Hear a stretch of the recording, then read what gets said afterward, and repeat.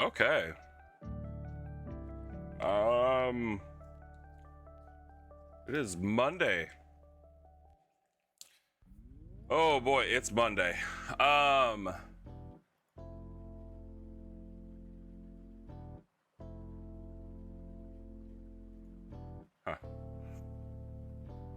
It's Monday. Monday.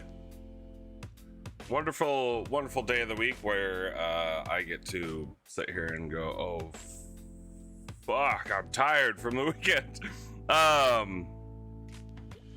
I hope everybody had a good weekend. Everybody's been okay this morning. I guess we're doing our D&D planning. So, I have something that I've been intending to get around to planning out a little bit better than what I already have. And that is my calendar for my game. Just because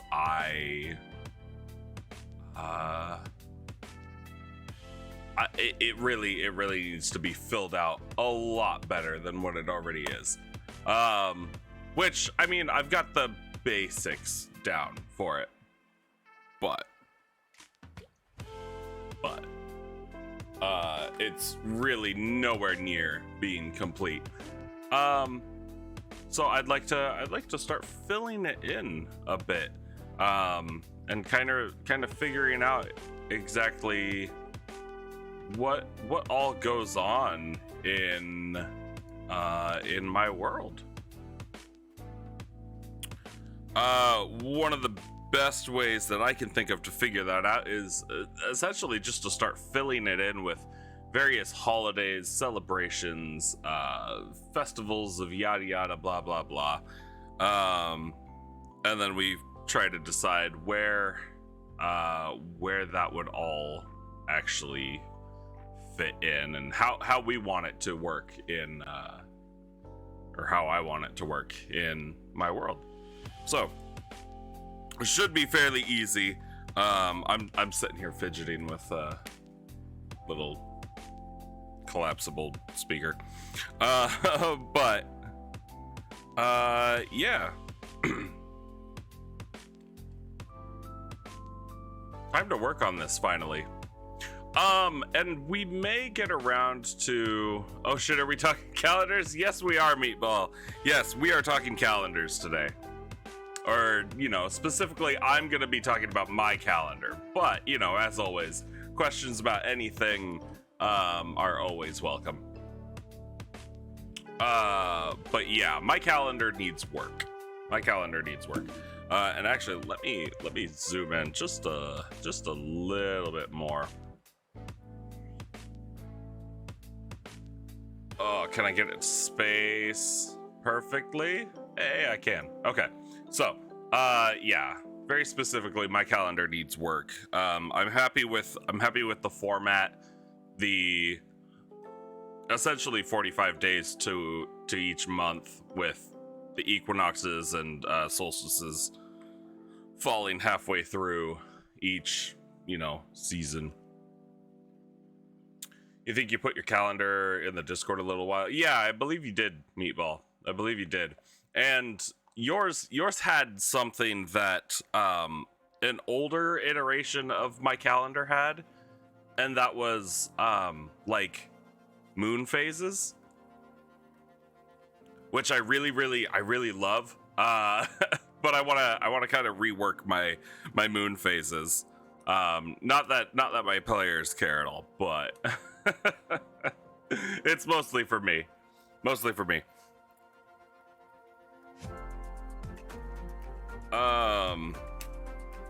There we go. So yeah, calendar. Gonna talk calendar today. And how are you doing today, Meatball? How are you doing today? I'm gonna see if I can pull up my old calendar. See if I can find it somewhere. I'd imagine I still have it. I don't throw anything away.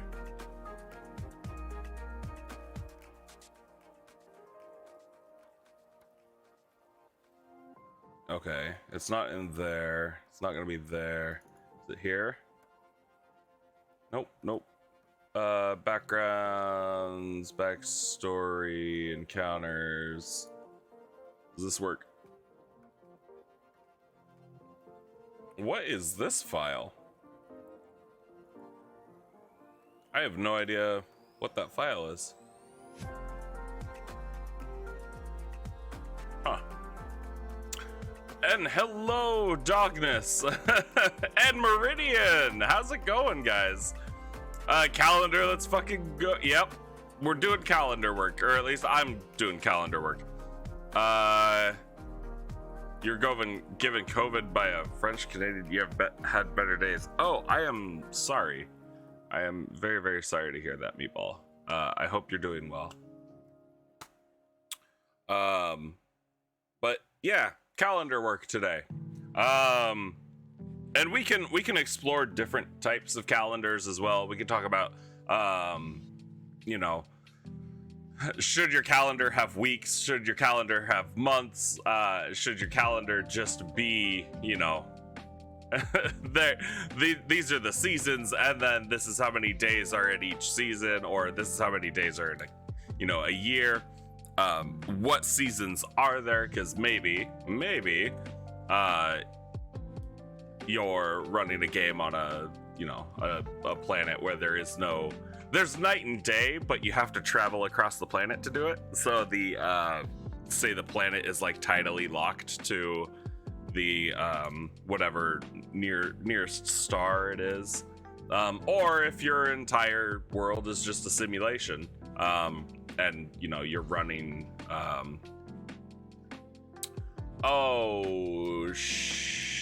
Nikes. I'm blanking on the Jim Carrey movie. I'm blanking on the Jim Carrey movie.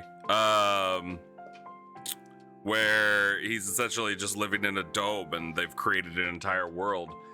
The Truman Show. There we go. Yeah, maybe your world is like the Truman Show and nothing's really real. So we can play around with different ideas as we fill mine out a bit. And I'm doing well, Meridian. I'm tired, but I didn't sleep a whole lot over the weekend because it was just go.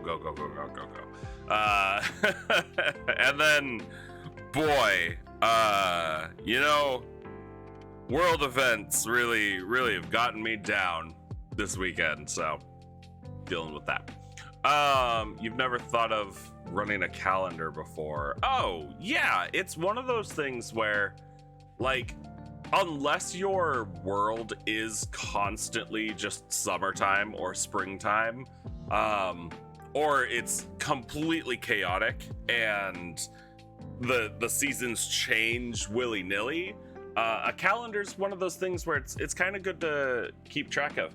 I very specifically have been using my calendar recently to track how long it's taking my players to move around and get places, because they are actually wanting to get to a certain place by the 46th day, or by the winter solstice, so they can participate in the big arena fight championship thing. I keep forgetting what I call it.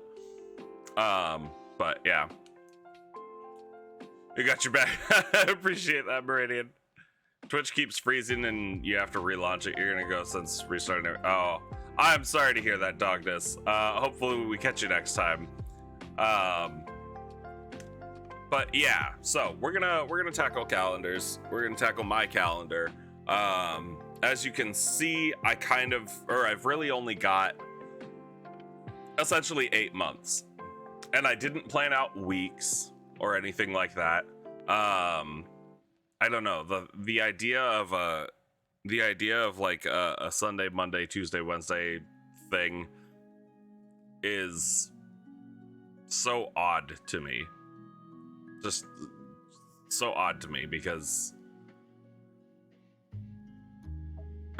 when you really break it down, it doesn't mean anything, right? There's no consistency. There's no consistency at all.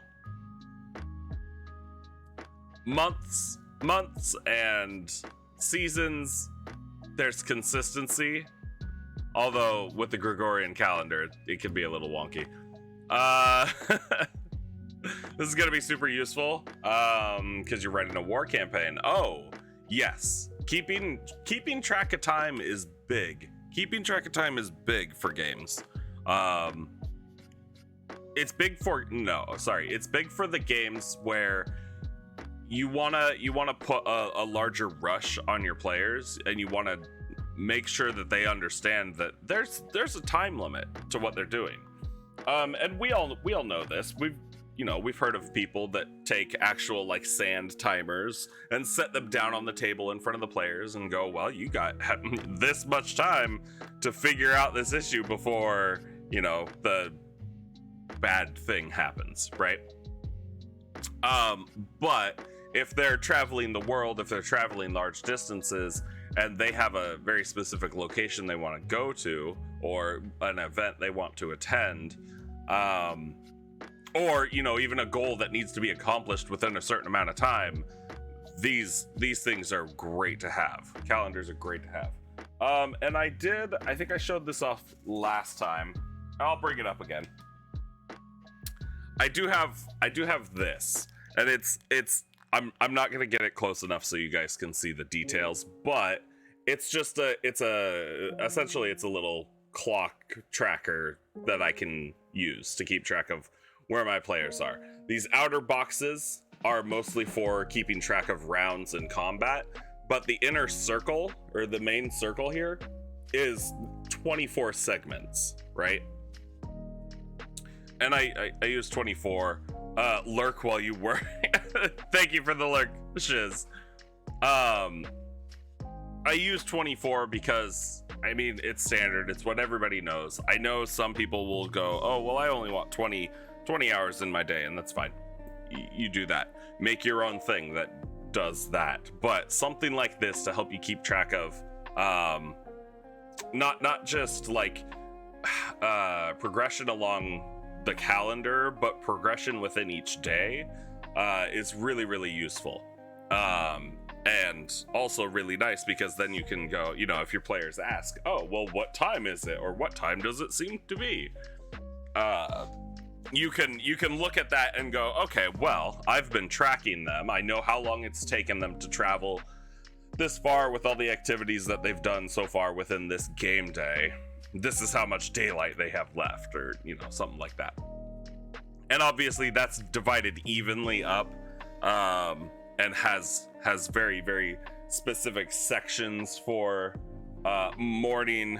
It's literally like it's morning, afternoon, evening, and then on the opposite side it's like night, late night, early morning. Obviously that's not going to be an exact 12-hour segment, or no, that's not going to be an exact 12-hour division, depending on the season, and more often than not, winter's going to be shorter daylight, summer's going to be longer daylight, because I think in order to have seasons, we in order to have seasons, we base our worlds off of our real world, where the only reason we really have seasons is because of the tilt of Earth. So, and hello, J-Ron. I appreciate you stopping by. How's it going? Did I make that myself? Or so the actual graphic, I did not make. I did not design the graphic. I bought it off of Etsy like a year or two ago, because I wanted something to help me keep track. However, it was a huge paper. It was a full like 9x11 or 8.5x11 sheet of paper that had all this tracker on it.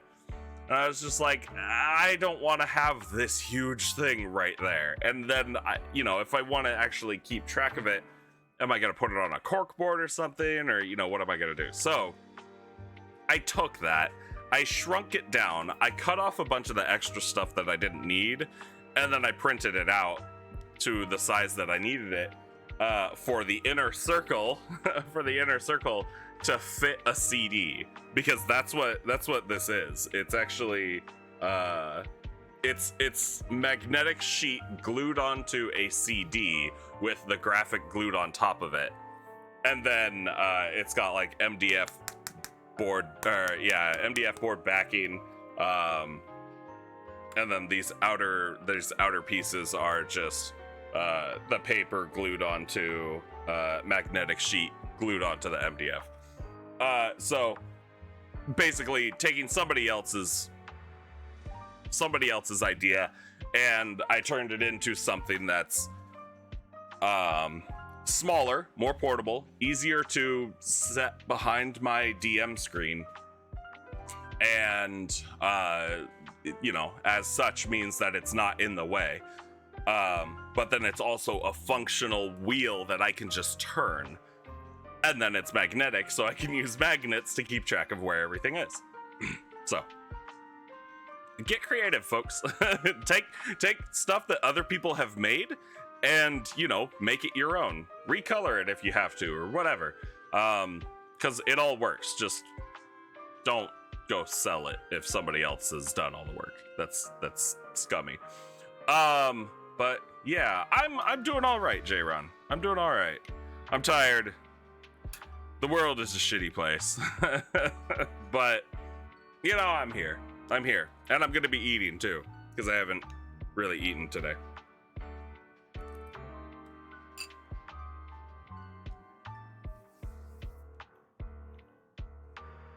So yeah, I guess we can talk not only about calendars, but time management in general, if that makes sense.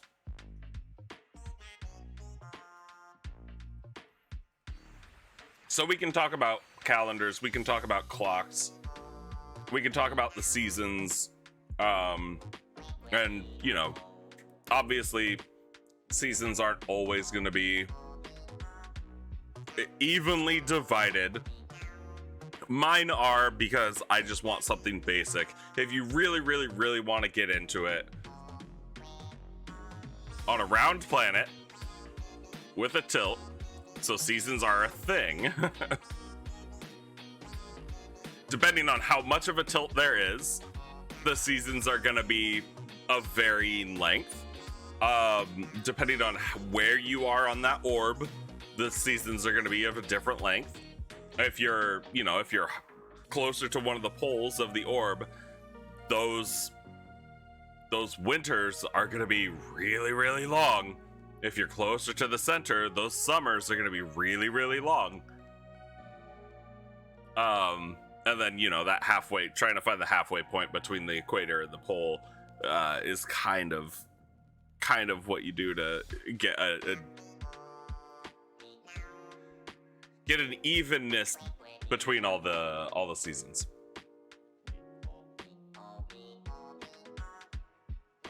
There are also fantasy worlds that are more often than not controlled by gods, so you can also do whatever you want. And you guys will know that my biggest thing is, if you can justify it, do it.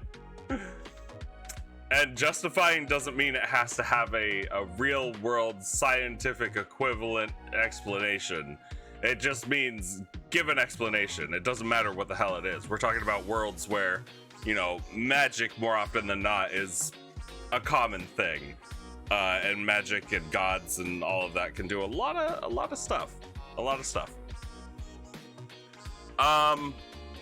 Okay, so we have specifically looking at my calendar, you guys can see that it's essentially it's an alternating 46-45, 46-45. What that does, which is, I think, kind of funny, when I did the math, because I was just like, you know what? I want my months to have 45 days in them. And I was like, oh, well, what about the like equinoxes and the solstices. Like, what about those points during seasonal changes where you hit the extremes or the perfect balances? So I was like, you know what? Let's give those their own day.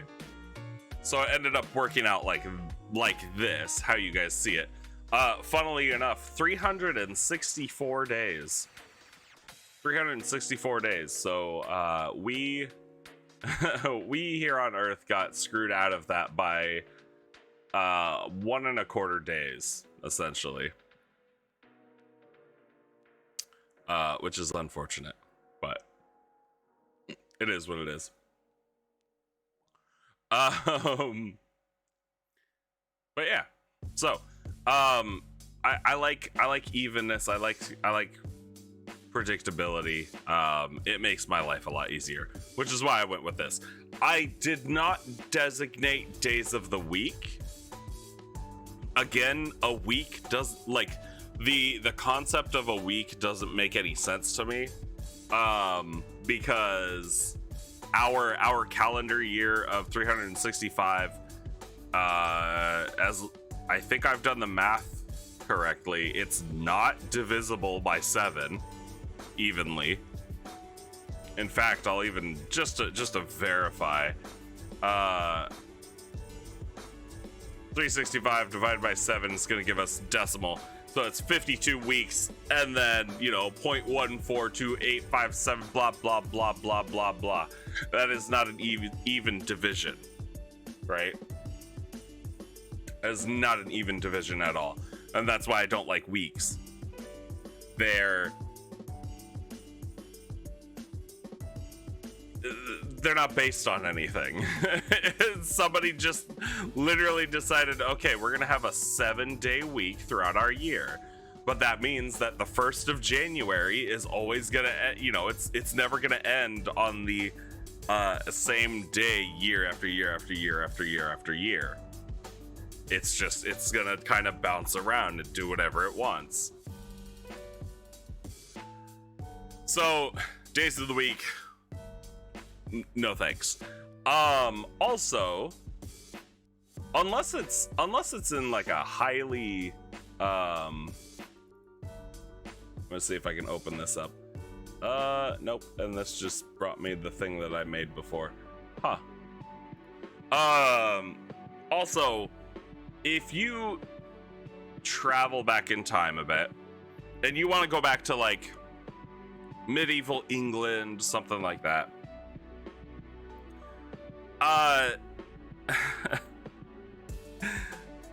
days of the week didn't matter all that much unless you were, waiting to go to church, right? Unless you're waiting to go to church. And then even then, what day you go to church depends on your religion. But generally, there were no weekends. People just worked.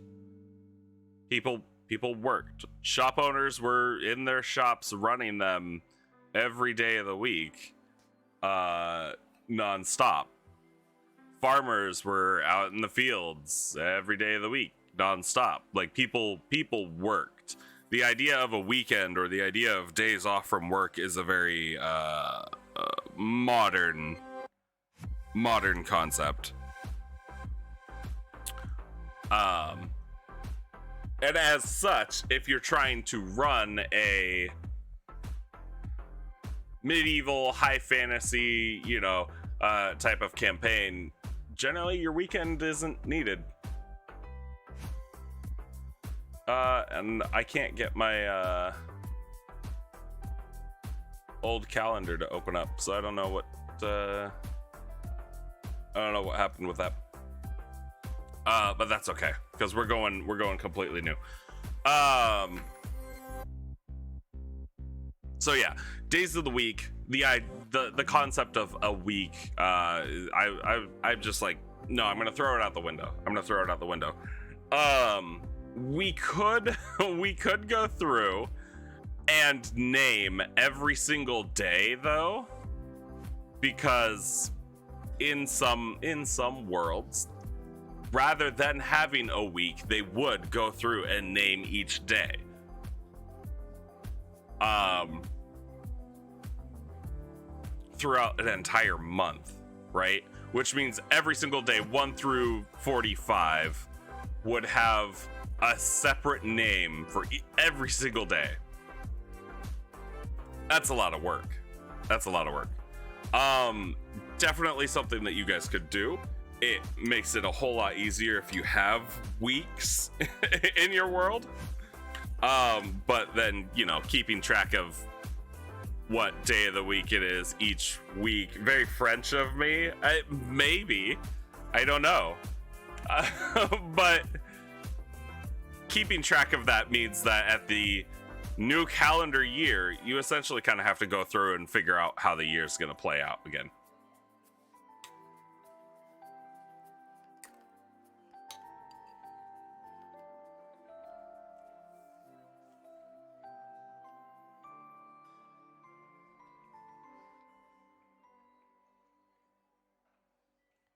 And I don't like that idea. That means more work for me.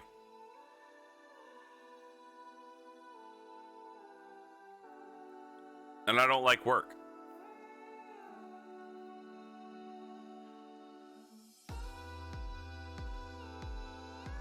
So,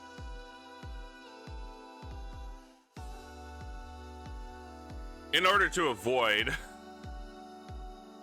Yeah. I think this is the thought, like the route I'm going to go with my thoughts.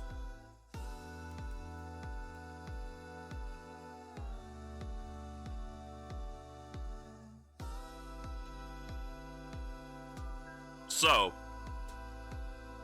in order to avoid all of this work,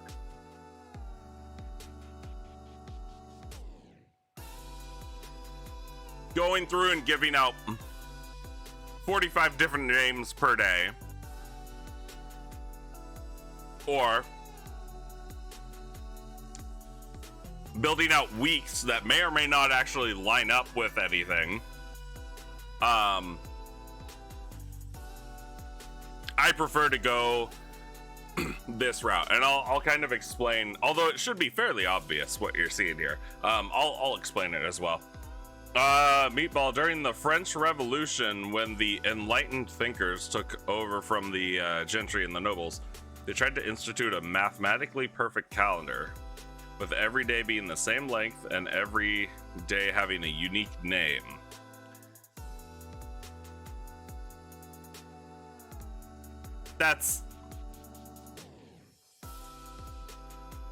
It's a nice thought, right?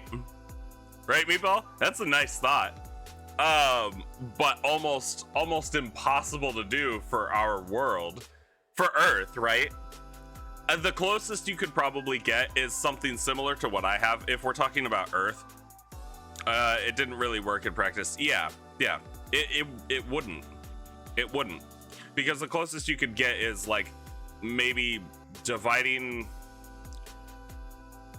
without throwing everything, you know, completely off balance. The closest you could probably get is like dividing Earth's calendar up into 10 months. Half of them have 37 days, the other half have 36, but then every 4 years you'd have to fit a day in somewhere. And then even then we have 4 seasons, and you can't evenly divide that up and then figuring out days of the week. No, it's all weird. Mathematically perfect calendar sounds awesome. Instead, we're stuck with September being the 9th month because of 2 Caesar's egos. Yeah.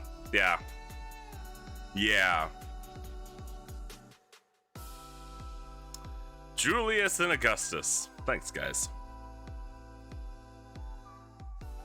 But yeah, it doesn't work. Not for the natural world, because the natural world very, very often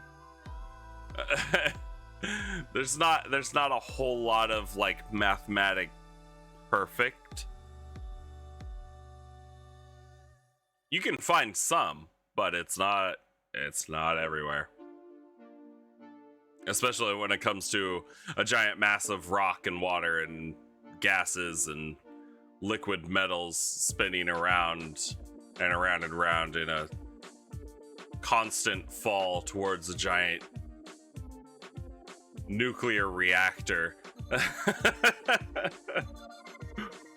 Maybe on an even grander scale, maybe everything is mathematically perfect. If we were able to take a step outside of our universe and view the entire thing as it is, maybe there is some mathematic perfectness, but no, not at our scale.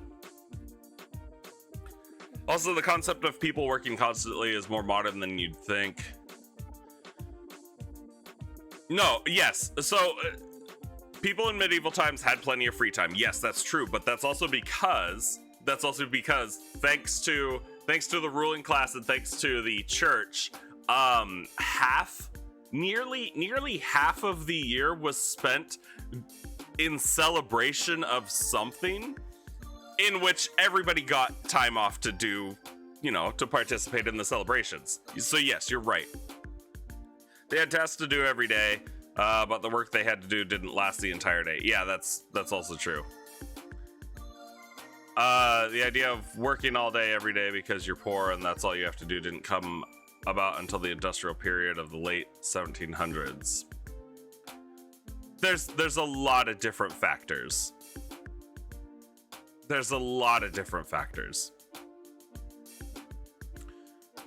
only had to work to provide for themselves rather than do more than they're paid for profit. I wouldn't say that's completely true, Scythro. I'd say it's half true. It's definitely half true. And I say it's half true because if it were completely true, we wouldn't have stories of Robin Hood, and we wouldn't have stories of corrupt kings and monarchs demanding taxes from the people and all this other stuff. Yeah, you still have to tithe to the church, or yeah, there's a lot of it wasn't just, you do what you got to do to make sure you survive. It was just your leftist brain blaming everything on capitalism. Oh no, capitalism is a curse, but no, there's a lot of different there's a lot of different pieces to all of that, but feudalism was awful too. Yeah. If you want to go way back, 10,000 years, more often than not, all people had to do was provide for themselves. But as soon as people started working together in communities, which, I mean, even 10,000 years ago they were, so you'd have to go back even farther than that to hunter-gatherer stages where people weren't, really creating larger communities. Then yes, everybody had to provide for themselves, essentially. But as soon as people started banding together, forming communities, helping each other out, living together, then it's like, okay, well, the big strong guy's really good at hunting, so he's gonna do the hunting for the community. Or these guys are gonna be the hunters for the community. These guys are gonna be the gatherers for the community. These guys are gonna be the farmers for the community. And then you have the child rearers and all of that. But yeah, as soon as people start banding together, living together, you end up with jobs that provide not just for yourself, but for others around you.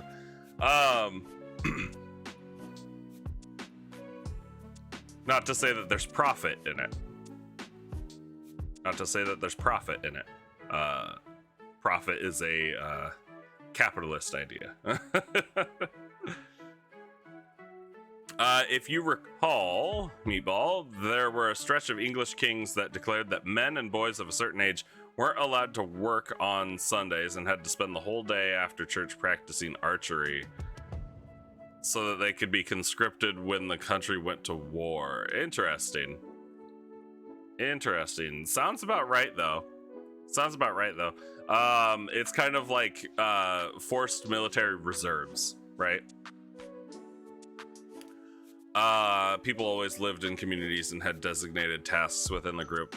Yeah. The only time that wouldn't be true is when people weren't people. So, like many evolutionary steps ago. But yeah. I mean, human beings and our ancestors for a very, very, very long time have relied on other people to essentially spread the jobs. And we're kind of way veering off. We're going off on a tangent. But I will finish this with saying that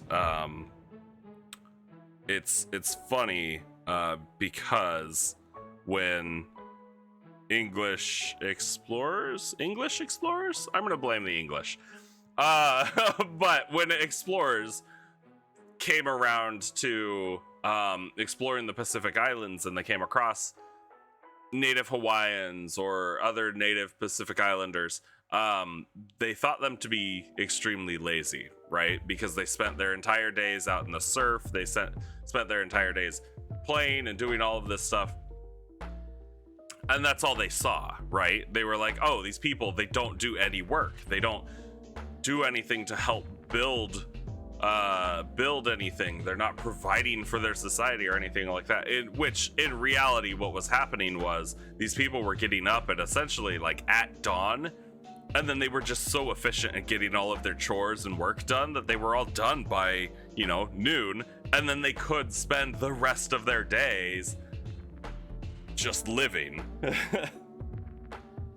So that ties into what was said earlier about how the work wasn't a all-day work thing. It was definitely just a couple hours, but it was a work every single day kind of situation. Unless your church or king decided that it was a week-long holiday celebrating the birth of his child, or whatever the hell Mardi Gras originated as. I can't remember. Stuff like that. Calendar's time. Yeah, it's all still related. We're just getting farther and farther away. Tangent was already going on when you joined the stream. Yeah, pretty long tangent side throw. But essentially, it originated from me talking about my calendar and how I don't have any weeks actually designated. They're just days of the month. And it was because the week is a made-up concept. And it's not based on anything real, anyway. A day, hour, 24 hours, even though the measurement is made up, but all measurements are made up. It's just somebody decided this is the length of a foot, or, this is a second. This is the length of a second, which means we're going to put so many seconds into a minute. It's just lengths, measurements made up. But the actual idea of it, a day, that is definitely a very real thing. We have a sunrise and we have a sunset. We can time these things out and try to figure out how long it goes on. Same with like the length of the seasons. We can kind of figure that out. We've figured out the length of our year. But a week's not based on anything. The year is based on rotation around the sun, which even then is iffy because the sun's constantly moving in space and then we're moving around it. If you want to get really, really, really into it. Lurk away, Ming. I appreciate it. But yeah, a week is not based on anything at all. The week is based on the Bible? No. The that passage within Genesis is based on the week. If the concept of a week doesn't really mean anything, why does the calendar look like this? What do you mean?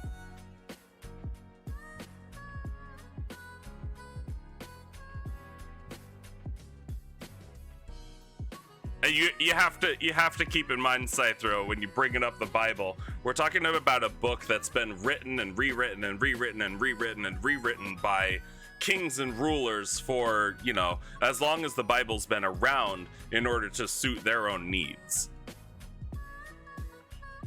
This is like widely understood. Is this calendar? I don't know what that means. Diegetic? Does the calendar we're looking at exist in the world in this format? This calendar, these aren't weeks. These aren't weeks. It's literally just a table that I've set up to make it not stupid huge or anything. It's a table that I set up so the days would fill the table as much as possible. These aren't weeks.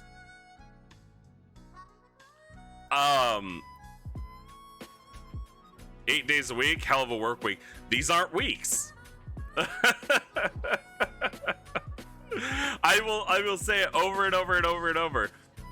These aren't weeks. I do not have days of the week listed. There is no Sunday, Monday, none of that. It's literally, if I go through here and look at this, so, and I guess it's about time I get around to explaining exactly what my calendar actually represents. So, Vernum rise, Vernum fall, Aestus rise, Aestus fall, Autumna rise, Autumna fall, Heims rise, Heims fall.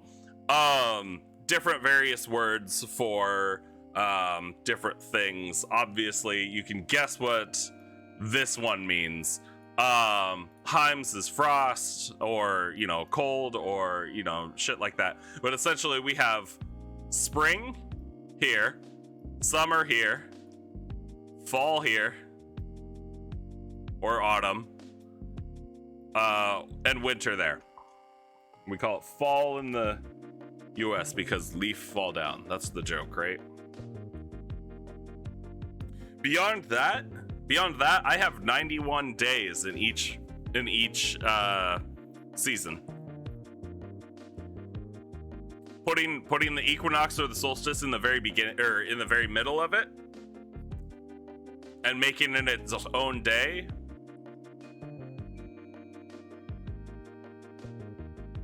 Because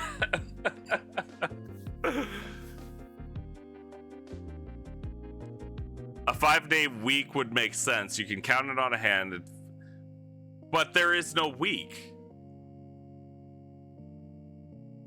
Oh, the week doesn't matter, because again, like I closed my calculator. I was talking about how a week fits into a calendar year, and it doesn't, because 365 days is not evenly divisible by 7, right? For the real world, 365 days is not evenly divisible by 7. You get 52.14 blah blah blah blah blah, right? There's always an extra. What that means is January 1st, the day that January 1st lands on, the day of the week, is always gonna bounce around and be different, right? It's not based on anything. It's not a static thing. It doesn't change. We can tell you what day is going to be the summer solstice. We can tell you what day is going to be the winter solstice. We can tell you what days are going to be the equinoxes. Those will always be static. But the days of the week are not static or based on anything. And again, mine are tables of 8 by 6 because this is the format that fits this most to leave the least amount of empty spaces in each table. If you guys really, really want, I can change these tables to be 1 by 45 or 1 by 46 to, you know, what purpose does the week serve? Nothing. But there are no designated days off. Again, going back to, you know, more medieval times, the days off that people got were holidays, essentially. That's all they had. Or, you know, days that the church said, you can't work on this day. Outside of that, doesn't matter. But a week is a concept that I don't even want in my world.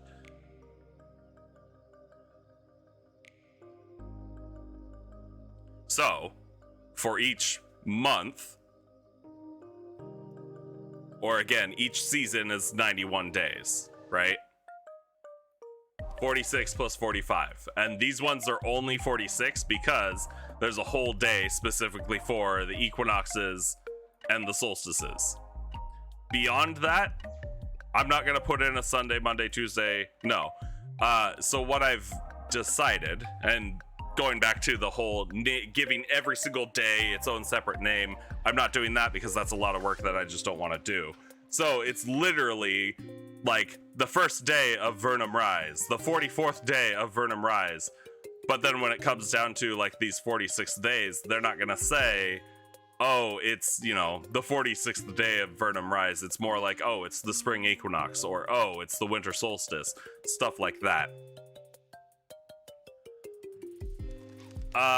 Let's see. Meatball, you think that it would make more visual sense from within the world if it were formatted 9x5 or 5x9 and the solstice is left as a unique out-of-month event? I actually considered that originally. Meatball. And you kind of can count that as that. But again, it doesn't matter because there's no designated week, right? There's no... From a visual perspective, yes. If you want to make it look really, really nice, yes. I could make a 9x5 and have 45 blocks, and then make a whole separate block just for the spring equinox here to sit between these two, and then do the same thing here. But then you end up, rather than 8 tables, you end up with 8 tables and then 4 separate blocks that just seem kind of out of place, right? So from a visual perspective, it's a tough decision, but going with a repeating 46, 45, 46, 45, 46, 45 pattern looks a little bit better than having just stuff kind of floating around outside of the rest of it. Side throw, you definitely see what I'm going for and you like it. Yeah, it's just, I don't know. It's getting away from real world concepts that aren't based on anything. And again, we're talking about a world where gods and magic exist, so why would the gods, unless the gods are chaotic and they just don't give a shit, why would the gods designate that there's a 6-day week, but boy, you're only gonna have so many Sundays in a year, but you're gonna have more Mondays than Sundays within 1 year, because hey, it's just how it works. It's not evenly divisible, so fuck you, right? And there is another thing that I have to explain about the positioning of the winter solstices and the spring and the equinoxes, the solstices and the equinoxes, because if you know the real world calendar, you're gonna look at this and go, this doesn't make sense. And I'm gonna talk about that.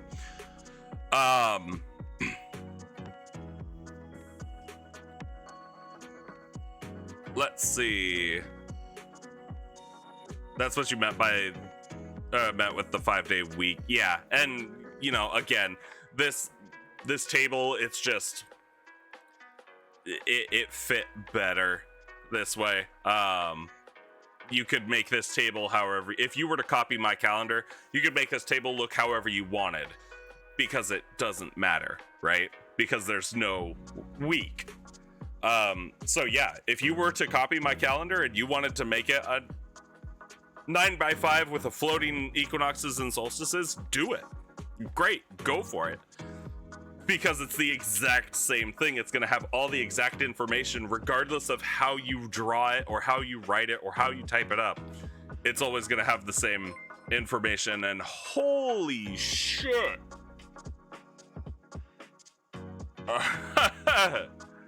Holy shit. The playmat with a raid. Oh my god. Well, welcome, raiders. I was not expecting that. And thank you for the follow, playmat. Yes, give him the cheers, folks. Give him the cheers. Absolutely amazing. Oh my god. That is huge. Mr. Dragon Lords, thank you for the follow. And I'll get back to your guys' questions after all of this, but thank you for the follows, guys. Thank you for the raid. Yeah, grab those coins. Make those kids cheer. Where did all these goblins come from? That is a great question. That is a great question. How's it going, guys? The playmat. Welcome and welcome raiders. What you identify yourself as a slime? Oh, so we've got goblins, we've got slimes, I'm sure we've got kobolds as well, right? Other various things. Welcome, guys. We're just discussing my own campaign planning for my homebrew D&D campaign, and then we're kind of just bouncing back and forth ideas and sharing stuff. Currently, nothing super exciting today, but we're talking about the calendar and kind of going over what makes a calendar and all of that. You identify as a homebrew race because no one actually wants you. Well, I want you here. Welcome. Okay, I'm gonna go up real quick and make sure that I answered questions. Wouldn't it be Vernum, Equinox, Aestus, Solstice? It absolutely could. But you know, it's one of those things where, like, we have our 4 seasons, right? We have spring, summer, winter, spring, summer, fall, winter, right? But none of our months are actually named after those, right? So we know that the spring months are March, April, May, generally March, April, May, right? But none of those are really named spring. But we still have the spring equinox, which falls within one of those months, and we'll talk about that because it relates to my placement of my equinoxes and solstices.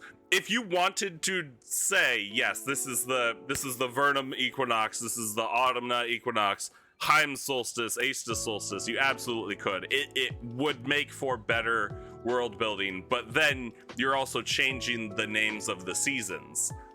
And for players that aren't super into having to learn an entire thing, I know. If you don't have players that are super into having to learn an entire new concept and new words for these things, go simple. It's mostly for my players, but there. Let me see here.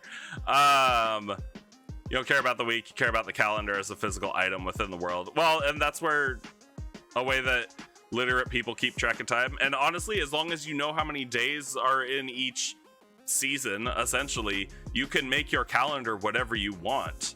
And that's the biggest thing.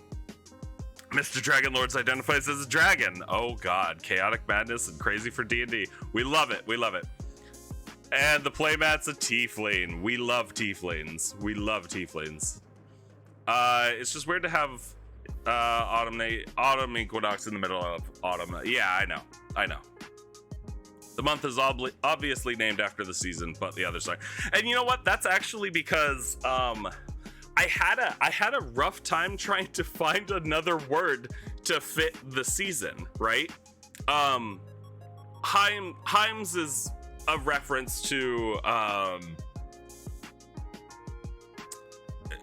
I forget what language. I don't remember what language I was using Google Translate for these words. It might be Latin, something like that. But it literally just means frost. That fits winter. Vernum, I think, is growth or verdant or something, so it fits spring. Without going into the death aspect of it, there's really not a whole lot of good options for the autumn or the fall. You suggest we change the name of the winter season to the shitty season where you have to shovel white sand. Yeah, I like you definitely gave us your latitude there with that comment, John Erico. And you're a rabid goblin, it's fine. Yeah. You must lurk for now. Need to do some things before. Yeah, not a problem at all. I appreciate the lurk. I appreciate the raid. Seriously, blowing me away, and the follow. You guys are absolutely awesome. And thank you. So yeah, Scythero, it's just kind of an issue of, you know, what was I gonna do outside of the death? What are the main aspects of the fall that aren't largely regional, I guess? Maybe you could find a word that refers to the leaves changing colors. Potentially.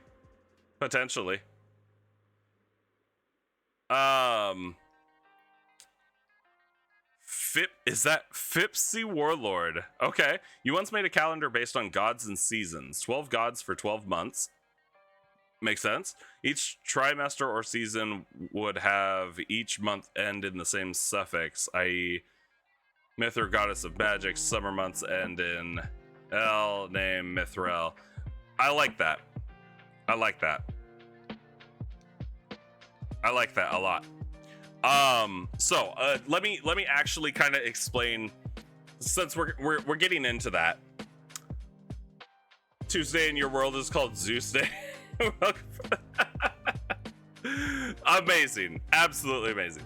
So let me get into some of the stuff here in my calendar, which, if you guys are familiar with the real world calendar, you're probably looking at this and going, this is wrong, this doesn't make sense, he's doing this wrong.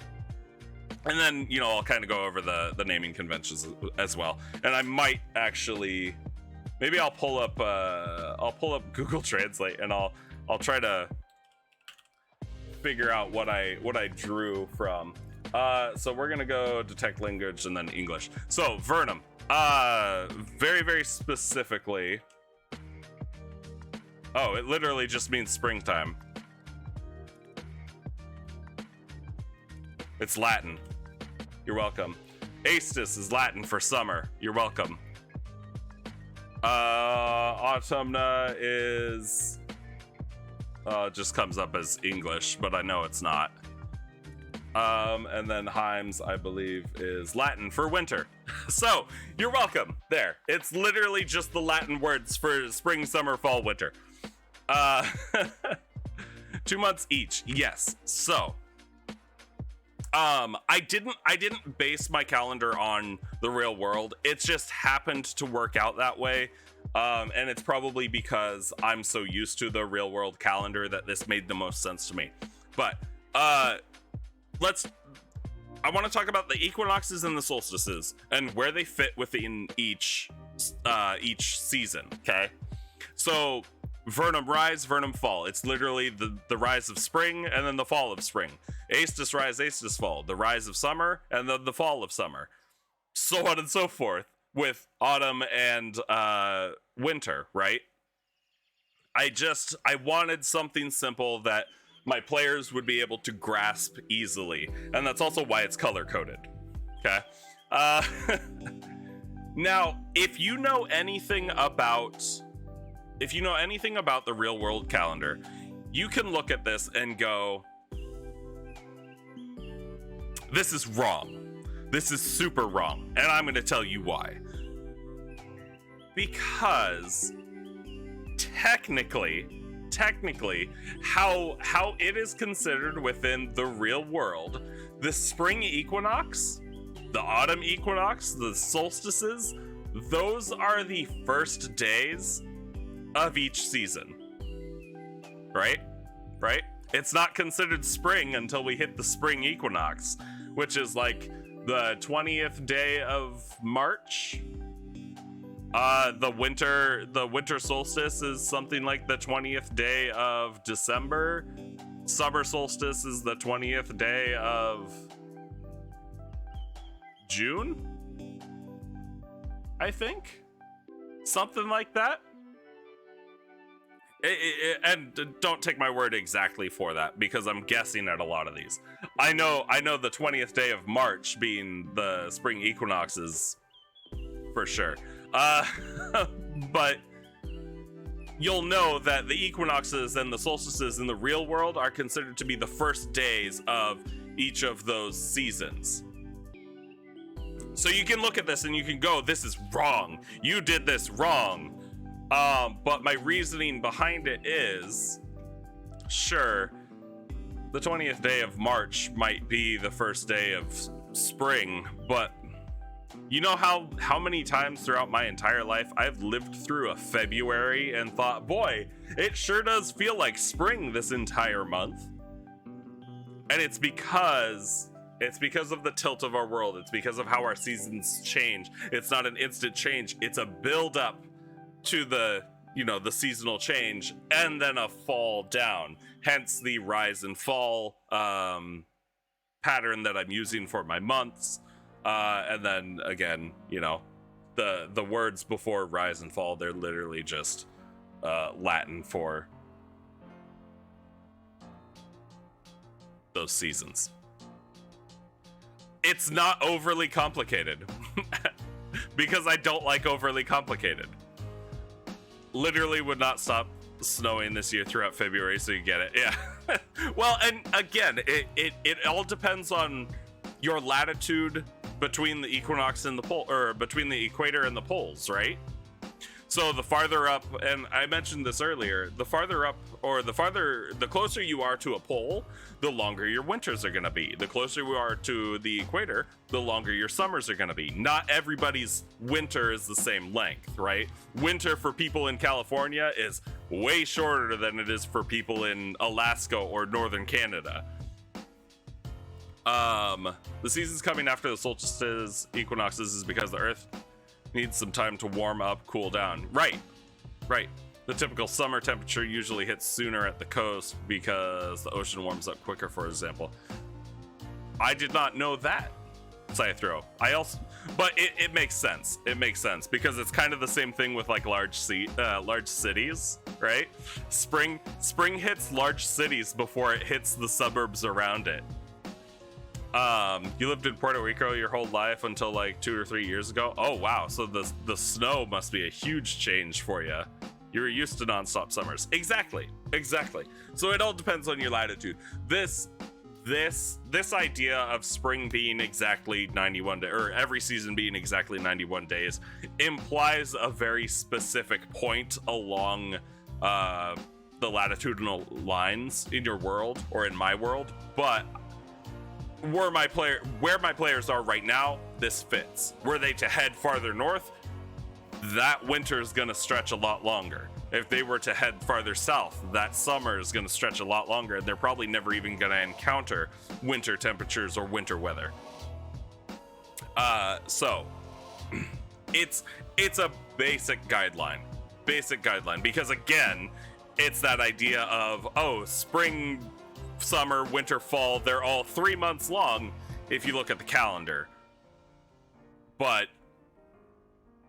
folks at the North Pole are definitely going to tell you that they've never had a summer. Or their summers are still really cold and wet, and their summers are probably more like springs or falls, likely without as much growth. Well, specifically for the North Pole, absolutely no growth because it's all water. South Pole, no growth because it's all ice. So yeah. And yes, snow is a big change. First time you see it is like, wow, so pretty. And then you spend 3 years shoveling it. Yeah,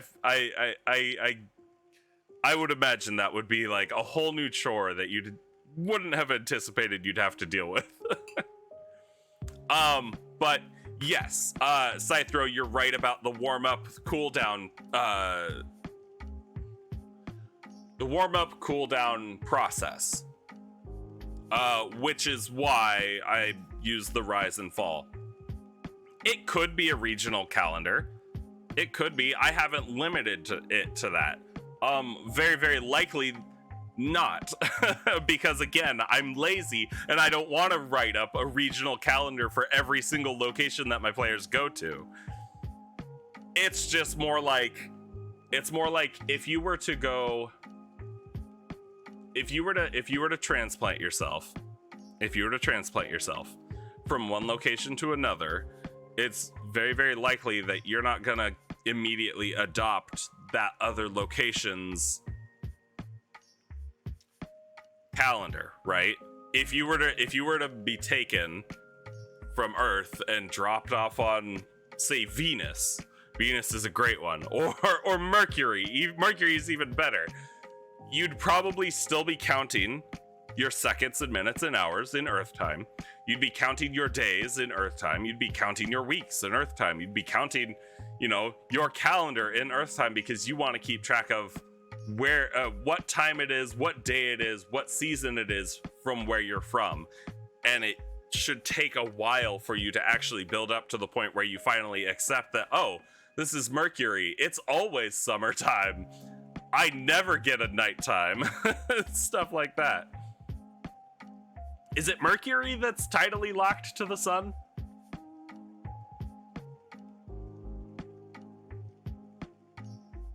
I can't remember. One of the planets is tidally locked to the sun.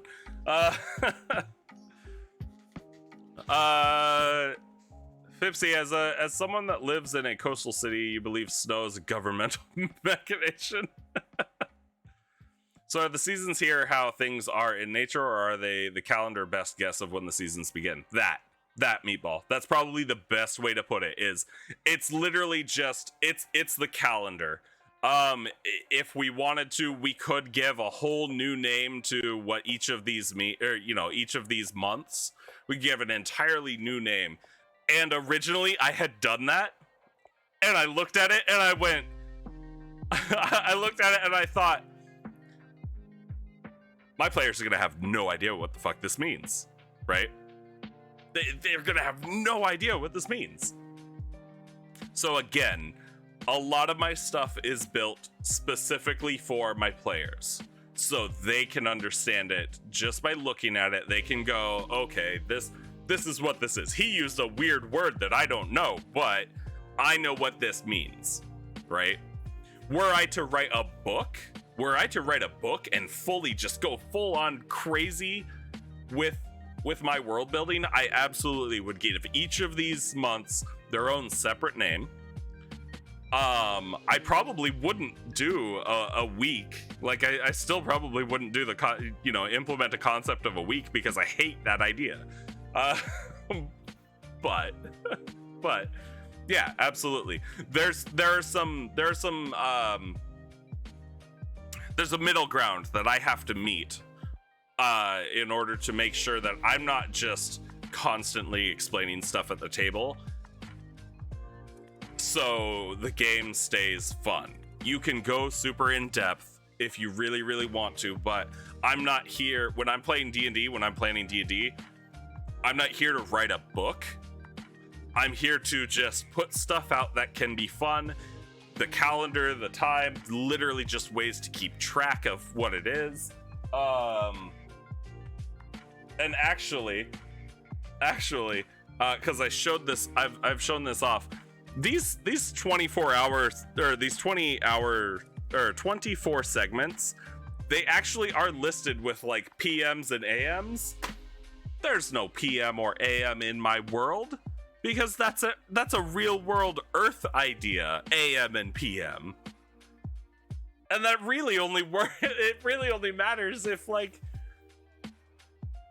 I don't know. There's lots of different concepts, right? Lots of different concepts that, you can feel free to include in your world. I'm not going to.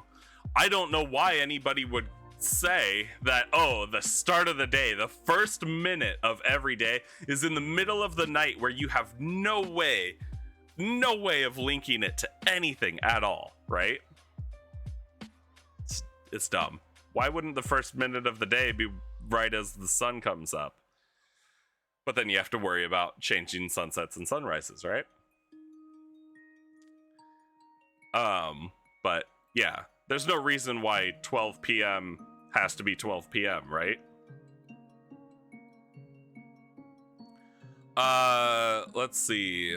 Eyeball planets are cool. You want to make a world on one someday? Yeah, you absolutely can. And they're super cool concepts.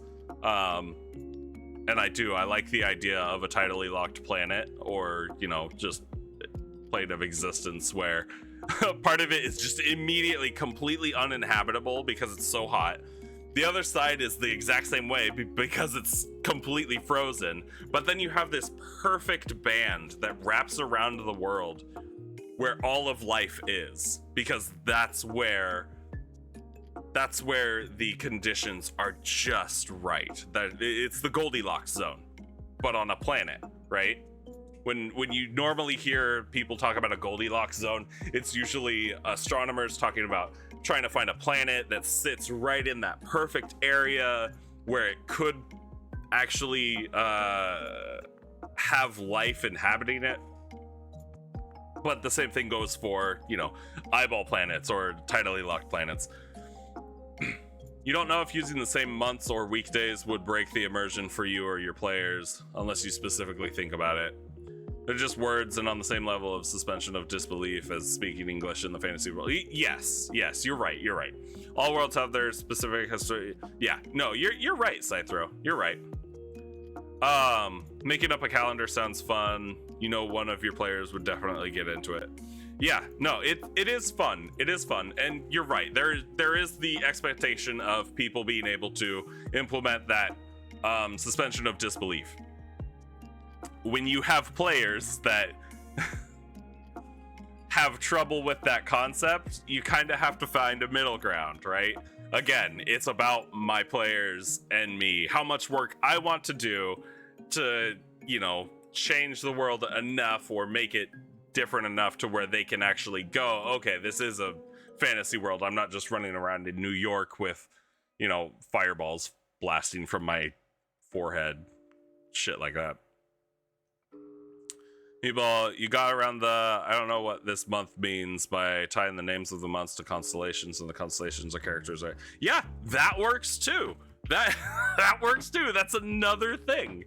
It really doesn't matter. First minute of the day is whenever it is your grandparents wake up, 6 a.m. or some shit. Yeah, exactly. So wouldn't that be the 0 hour? Right? If anyone asks, what does Hanisha mean? Any NPC can tell them, look up, see that cluster of stars there. That's. Oh, yeah, I like that idea, Meatball. I like that idea. Stares at the sun. A queen so fine she burns the eyes right out of your head. Yeah. Fair.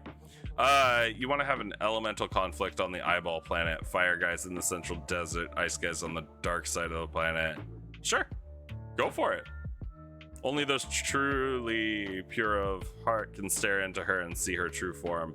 Ooh, I think that's called hallucinations. Do you need drugs to do that? Or is it just like, are the rays from that sun so powerful they make you hallucinate?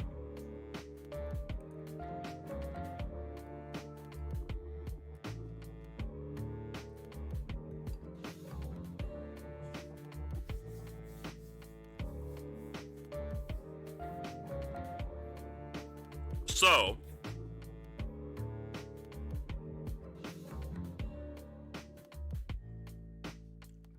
you're seen with your fourth eye.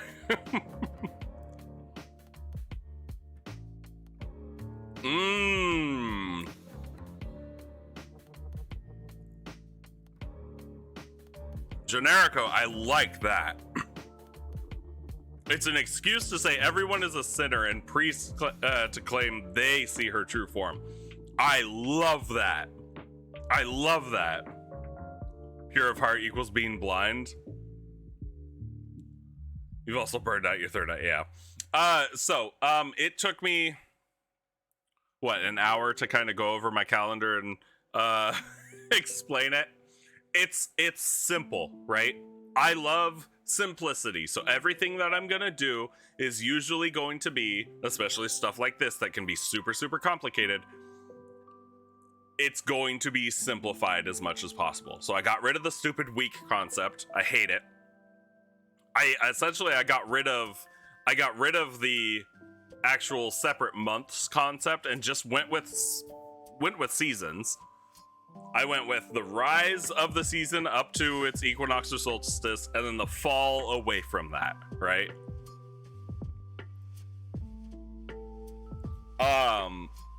So simple. Thank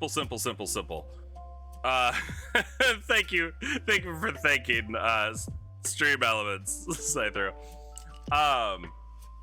So yeah, simple, right? Now,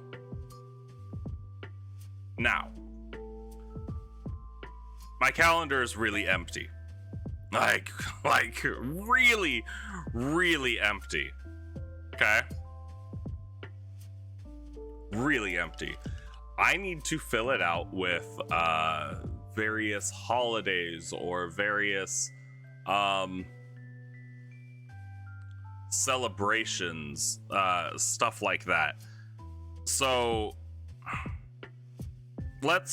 we can try to look at the real world. We can try to look at the real world and see what any particular pantheon I'm using. No, actually, no, because I didn't want to restrict my players to going, oh, you can only pick from this list of gods. I originally started that way, and then I realized that I didn't want to just use any specific pantheon, so I was going to start picking and choosing, and then as I'm picking and choosing, I'm like, this is a lot of work. Fuck this. So I was like, you know what? My players can just pick whatever gods they want, and that also means that I'll just include whatever gods I want. So nope, nothing in particular. And technically there's the possibility of every single god, even made up ones, existing within my world, which brings a whole new level of chaos to my world that I fully embrace, right? Hello Roxy. I'm doing well. Streaming always ends up brightening my mood. How are you doing, Roxy? How are you doing? So we can look at the real world calendar. If we do, boy, I would really like to. So the belief in a god is what gives it its power. Absolutely, Scythro. Absolutely. That is one thing that I have fully adopted. I haven't told my players, but yes, that idea is one that I absolutely love. You love chaos, you're good. I'm glad you're good, Roxy. Golden Apple Festival, a festival around Vernum Fall, where people celebrate the growth of crops by making various apple-related treats, pies, fritters, fruit kebabs, and it's the only holiday where you can buy a very obvious reference to Minecraft. I like that. Oh, and you guys will also notice my year starts on the first day of, the rise of spring, which actually would be right around February. It's like when you initially start to see like flower blossoms and buds starting to pop out. Why our actual calendar starts in the dead of winter, I could not tell you. It doesn't make any sense to me. Whoever decided this long ago must have been a very, very confused person, right? And if one of you knows the actual historical reason why the Gregorian calendar starts in the middle of winter, please tell me. I'd love to hear it. You're a fan of recurring yearly meteor showers, so you're going to recommend a 3 to 5 day period at least once a year where shooting stars can be.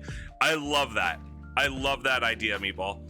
It's like the we have almost consistently reoccurring meteor showers in the real world.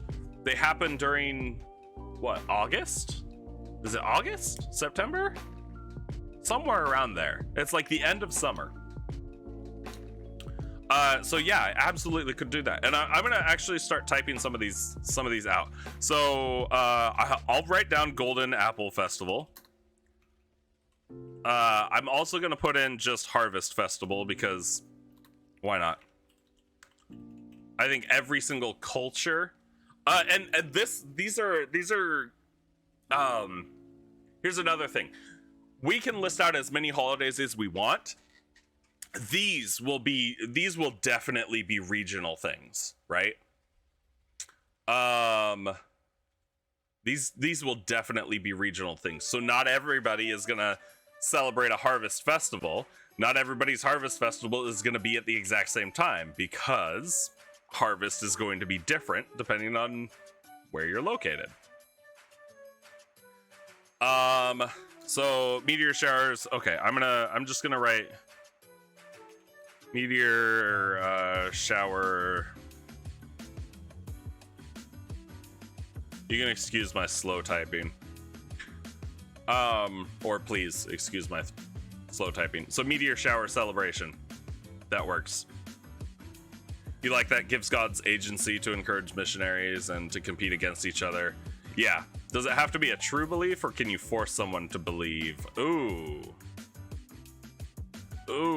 that's a good question, Scythro. That's a really good question. And you know what? I think I'll leave that answer up to you. Sound reason. Can't believe Albert Einstein would do this to us. Holidays related to the phases of the moons, however that looks like in your world. Yes, and the moons is a thing that I'm gonna have to talk about. I've already established that in my world there are 2 moons. I need to work out the phases of the moons. I had done it before, but it's on my old calendar, and I think I have my old calendar in my binder. So I might try to pull that out and take a look at it. But yeah, I may actually just rework the moon phases. I also don't remember if I named the moons, so I might have to name the moons. No, I did name them. I just don't remember what they're called. Yeah, so I might have to rename the moons. Not that my players care. They've never asked. But it's just one of those things where I can include it in part of the descriptions for world building. But yes, actually, I'll just type that out. Moon phase celebrations.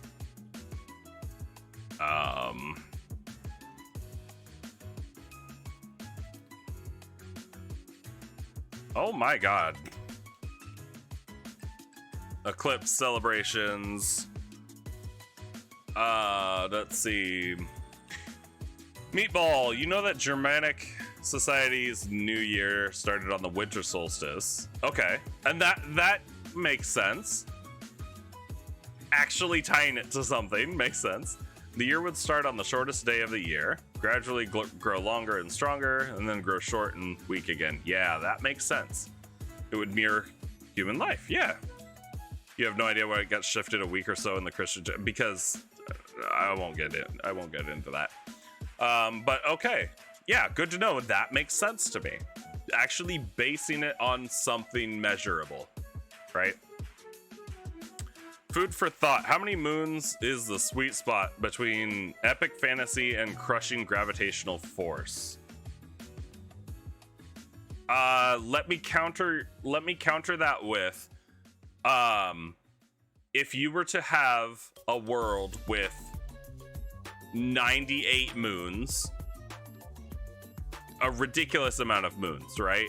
You'd probably be looking at a world much like Jupiter or Saturn, something like that, right?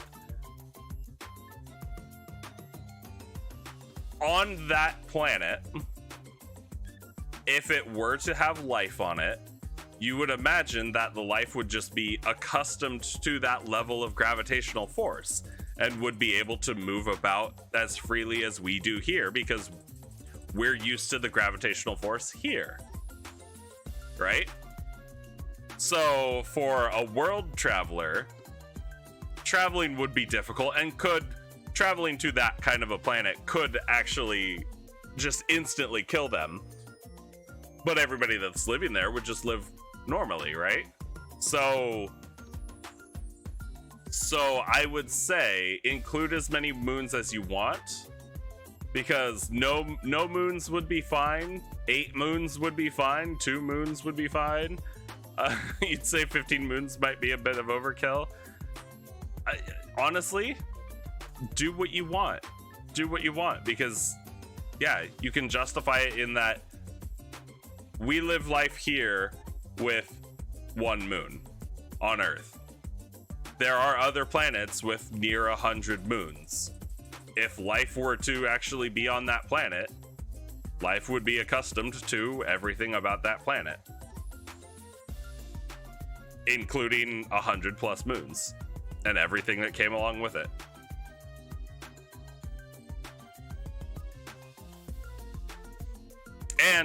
And technically, if you really want to get into it, all a moon is a satellite, right? A moon is just a satellite.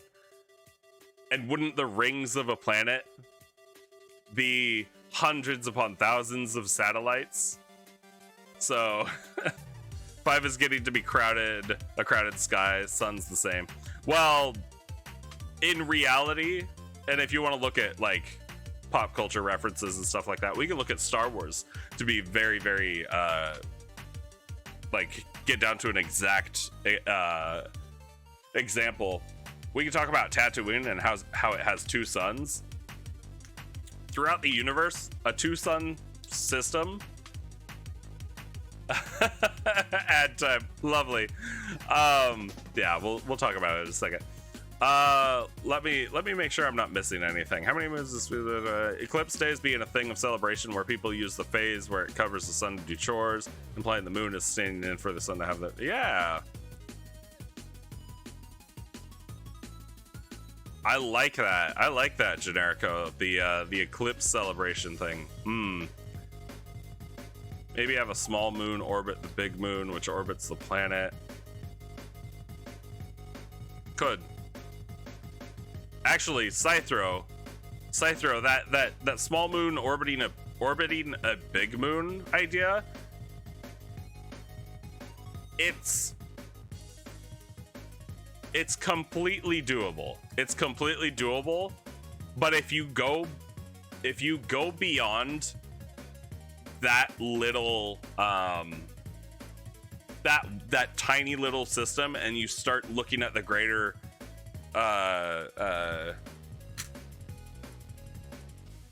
looking at it on a larger scale, I think a planet with a moon that orbits it that also has a moon that orbits it would actually almost look like 2 planets together, constantly rotating around each other, but one of them's just slightly bigger.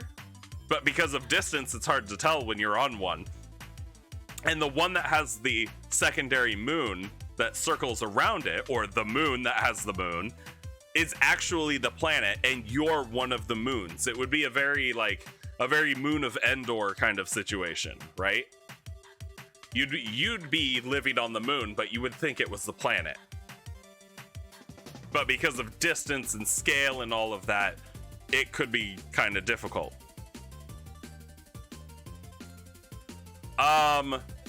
So okay, so ads over. Let me kind of go back. Yeah. No, I guess that's pretty much about it. And then yeah, I like the idea of the holidays surrounded behind predictable eclipses and stuff like that. You just like wholesome holidays? No, it's good. There should be some wholesome holidays. You're back, had to get food and coffee. Welcome back, Roxy. A world that is tidally locked to the sun, but also orbiting a bigger planet. It's nighttime when the planet is between the world and this. Is that even doable? Absolutely. Absolutely. Yeah, you absolutely could do that, Scythro. And it's it's not as complicated as you might think, especially if you can create like a solar system model. You can absolutely do it. You like the idea of the moon being a demi-plane, so the moon having a moon sounds cool to you. Yeah. Will my calendar have a variation of Halloween? It could, I guess. Yeah, there's no reason why it couldn't. So maybe we'll include like actually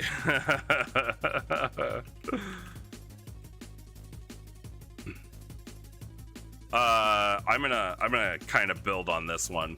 I'm just gonna say demon devil haunt celebration, something like that. We'll tackle that one. That's an interesting one, because obviously in a D&D fantasy world, demons and devils and undead are generally a bad thing. But I guess it depends on the culture too. If it's a culture that embraces demon and devil pacts, and you know they're not completely against necromancy, that could actually be a thing. Sci-fi stories, you're fine with 99 moons, but for medieval fantasy, you look at the sky with some mystical wonder, hence limiting the crowdness. Yeah, and that works. I personally, in my own world, I probably wouldn't do more than 2 moons. And again, that's because the more moons that I put in, the more work I have to do. Because then if my players get real cheeky and they want to be like, oh, well, what are the positions of the moons and what are the phases? Then I have to sit there and go, oh, well, it's this and this and this and this and this and this. So on and so forth. So 2 moons is one of the things where it's enough work to make it fantasy-esque. But it doesn't have to be a whole crap ton. Egg day? Egg day. We'll see. Holidays? Oh, Generico. Are you a dad? Are you a dad, or are you an aspiring dad? Because it sounds like a dad joke. Day where we eat egg. You'd base your Halloween on the wild hunts. Ooh, yeah. You love horror, so you like Halloween. Yeah, that's a good one too. Like in introducing or including some horror elements, always good. An uncle at the moment. Oh, okay. Well, nice. You're almost there then. Yeah, horror related stuff, scary stuff, always fun. Yeah, and what was the origin of Halloween? Wasn't it the Samhain celebration? I know Halloween has a lot of, like, I mean, every holiday has largely pagan roots, but Halloween specifically, like, everything from back then we still hold on to. Like the jack-o'-lanterns being a trap for evil spirits. So you're supposed to put your jack-o'-lantern out on Halloween night, have it lit, it attracts the spirits, and then in the morning you go out and crush your jack-o'-lantern to get rid of the spirits. Get rid of the evil spirits. Yeah, Samhain. Okay. The masks and costumes for Halloween were to trick evil spirits trick them into believing that you're one of them, so you could walk amongst them for that day. Stuff like that. You faintly remember possibly reading, Scythro, a short story that explores the idea of there being no celestial bodies, and how humanity would have evolved without ever looking up at the sky, drawing constellations and turning the sun and moon into gods. Interesting. Moon phases could influence the monsters when players adventure or not. Yeah, absolutely could. I mean, obviously, the biggest example of that, Roxy, would be werewolves, right? Or any lycanthrope, right? Because they're very, very, very specifically tied to the moon in a lot of writings and pop culture. Wild hunts are a night where it's said that a lot of spirits roam the skies, howling and hollering, and if you try to imitate their noise, they reward you. But said reward could be a whole cow for you to eat, cut delivered straight through the roof of your house, ghost streets imitating the hunt. I like that. I like that. A world with day and night, but with no sun as a source of daylight. Pretty interesting. Yeah, that one. I don't know if Scyther was getting at that there would be no moon or sun, but the idea of there being sunlight without a sun, it's very Truman Show to me, right? And if you really want to get super conspiracy theory, people always tell you never to look directly at the sun, right? Right? So why is that? Lurk away, J-Rod. I appreciate it. Why is it that people tell you to never look directly at the sun? Is it because there is no sun? Is it because there's no real sun up in the sky? Is it because if you look too closely, all you'll see is a giant light bulb and the people behind it manning it? You'll see a slight shadow on the sky. Little will-o-wisp fairy creatures. Yeah, your burnt retinas begged to differ. Yeah, I know. I've been dumb. I've looked directly at the sun before. I've used eclipse glasses to look directly at the sun before.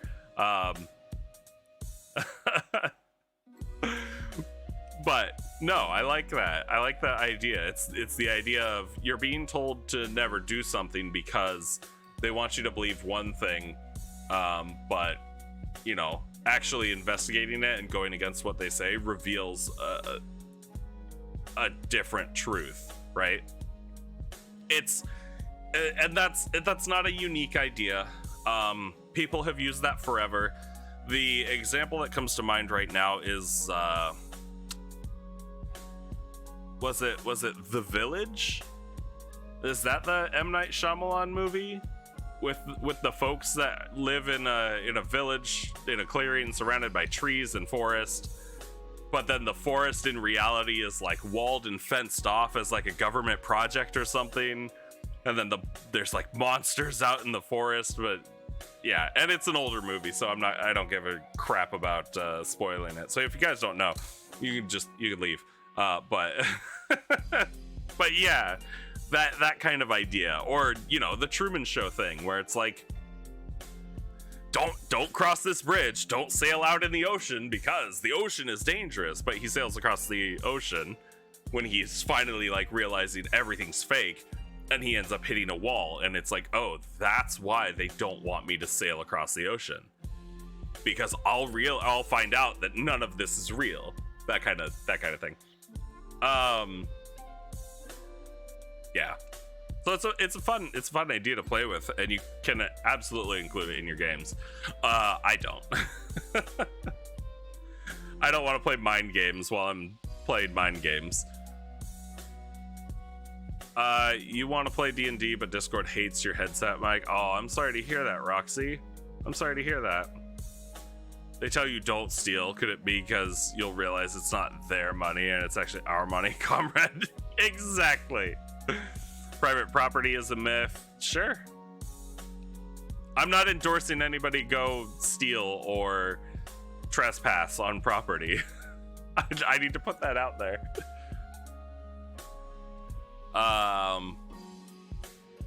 Like that a lot. Maybe the trees themselves could be a source of light, a big and smooth glow to them that feels like sunlight. Oh, so like bioluminescent mushrooms or bioluminescent trees or animals and stuff like that. So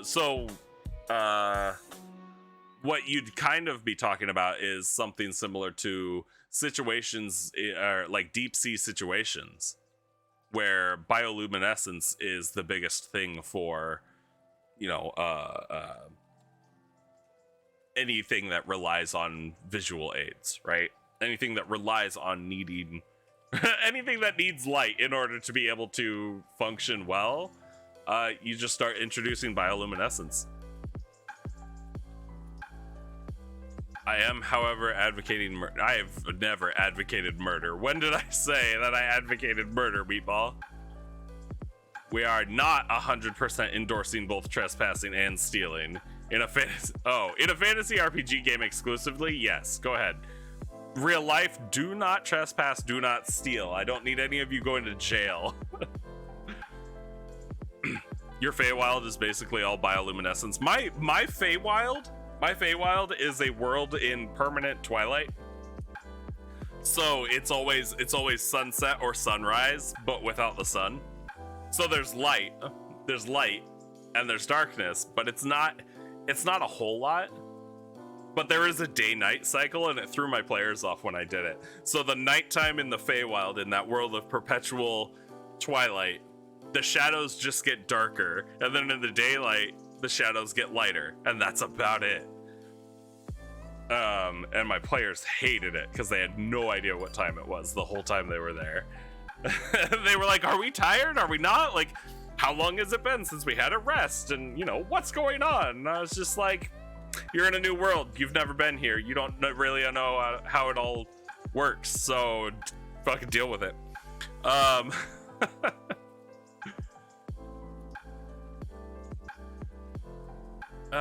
For you, it's the Underdark. Yeah, the Underdark is probably somewhere where I'd use bioluminescence a lot. Or not. I don't know. That'd be a tough one. Mainly, it's a little non-corporeal glowing for fey creatures. Ooh, neat. I like that. Your Feywild, it's sunset and sunrise, but it's annoyingly fast, and there's wildest type of wild magic. Cast anything ever, and it's wild magic surge. Oh, God. Oh, God. I included wild magic, the wild magic surge table thing, in my Feywild, but only when my players came across a magical font of water that was coming out of a tree, and it was literally just water that if they drank it an hour later, they had to roll on the wild magic table, and well, the barbarian exploded in a fireball. It was pretty cool. But okay, so there was another tangent. Holidays, celebrations. Let's see.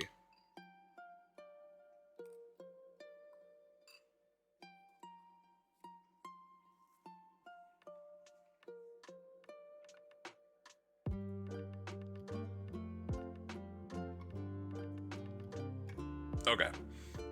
Let's see. We can kind of look at real world holidays and stuff like that. Pull from those. I think I would like some kind of a New Year celebration. Right? I'm gonna change the meteor shower celebration to a festival, because I think what I'd do is celebrations would be like single day things, but then festivals would be longer stuff.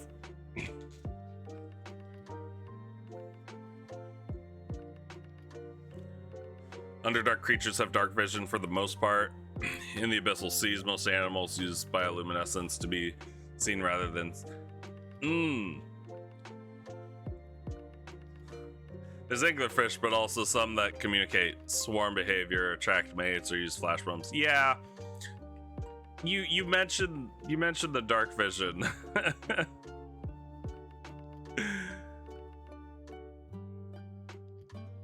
So basically, where there is light in the Underdark, you don't want to be. Keep in mind, basic dark vision, unless it's Devil Sight, which still is not basic dark vision, still requires some light.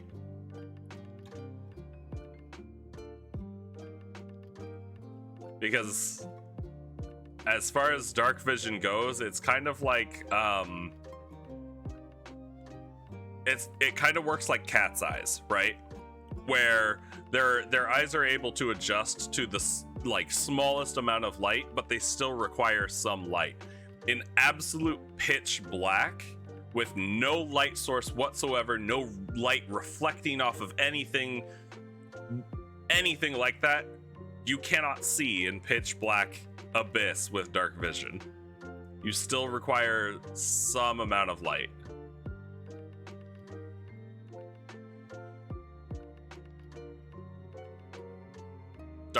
Dark vision in a deep underground cave where there's no light source is not a replacement for a torch.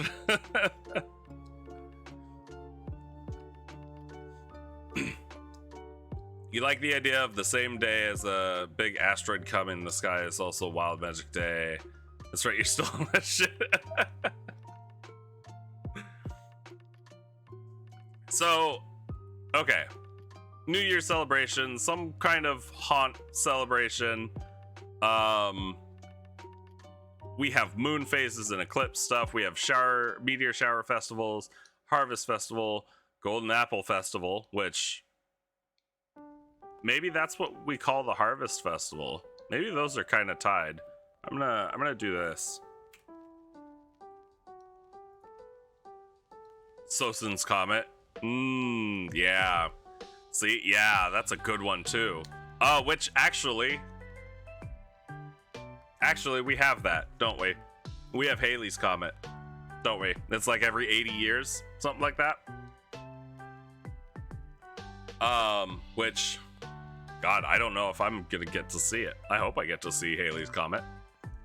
New Year's celebration, people could cast dancing lights in the sky and make super elaborate skywrite daylight spells to make shapes. Yeah, so my New Year's celebration, because it would be tied to the like beginning of spring when stuff's actually just starting to bloom, it would essentially be, okay, hold on, I'm gonna grab something.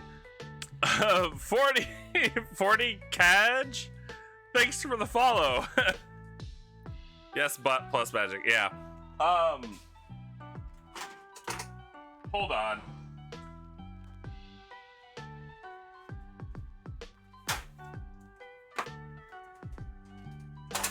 Okay, I got my big binder, right? That I was originally using for all of my planning. Let me pull out my calendar. I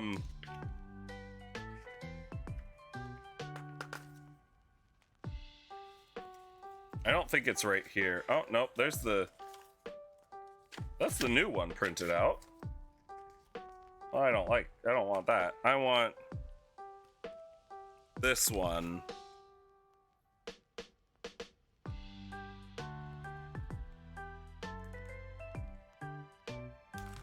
Yeah. Is this the whole thing? No, that's not the whole thing. Okay, I see. I had multiple pages. Like, I think I printed out 8 pages of calendar because I overdo stuff. And she's got the binder out. This is gonna be serious. The binder has old notes that I've either abandoned or I just haven't gotten around to putting into my OneNote here.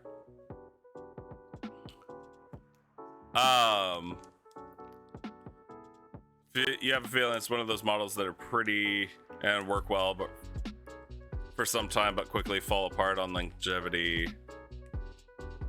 Oh, yeah. Quick, take out the notebooks and pens. Okay. So, I can kind of go back. Oh God, I did. I named stuff. Okay. So this old calendar, I'm not gonna show it on the stream because my desk, where I have my desk camera, it's a mess, so I'm not gonna turn that on. But also, this camera is not gonna pick it up with the lights shining on it. But it does have the phases of the moons, which I forgot about. But going through it, I'll actually pull this out. I had a different name for each month, if you want to call them months. Well, I guess that is exactly what they are. They're months. I need my paper, please. There we go. Did I start in winter? No, I started in spring. Okay.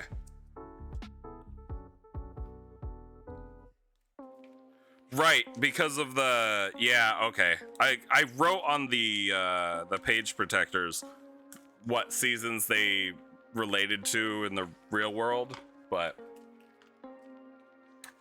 doesn't matter because now I know with this system. I'll just set fighter.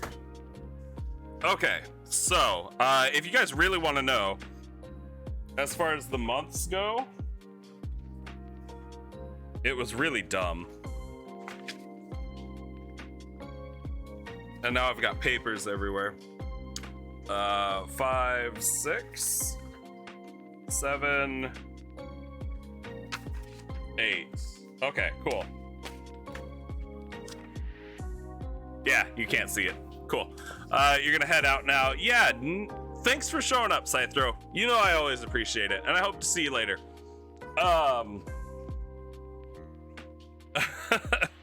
So, as far as like the different months names go, and feel free to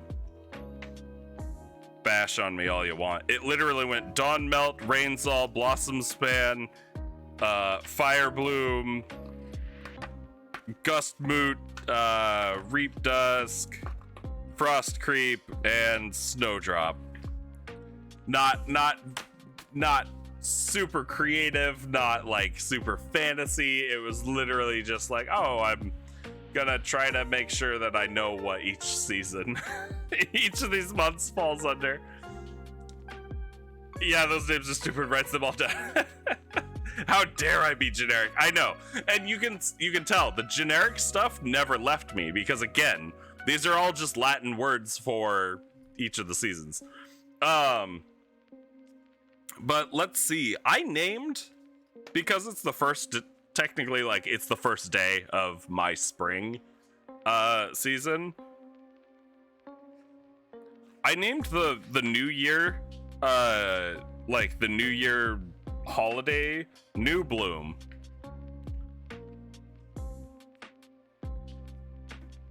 Bro, that's not how you name shit.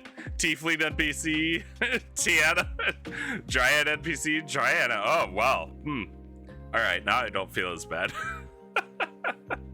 But no, I mean, you know, it works. Whatever works for you. And I guess if you do have if you have a naming convention that you stick to forever, it just means that you've got better world building, right? More consistent world building. Something that's more believable. I dropped a dry erase marker. I'm telling you, my desk is a mess right now. But yeah, it looks like I named it New Bloom. Which, again, like,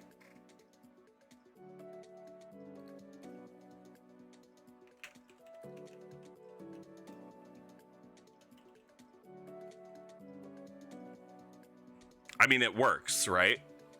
Calling it New Bloom. Barren City, Barrendale. Bustling City, Bustlewood. Elf City, Elfenbriar. I like that. Lost Civilization of Dwarves. And it's gone? Oh my god. That's genius! I love it! I love it! Oh my god. I really like that. I'm gonna steal that idea. Not the name, but that idea. I don't know why I didn't. Genius. Okay, so I had a New Year holiday. I really didn't have anything else written here, did I? Yeah. Wow. This has been years that I've had this calendar. Oh no. What is that? The 6th month. So that's autumn to fall. On the 10th day, I had a harvest festival. Okay.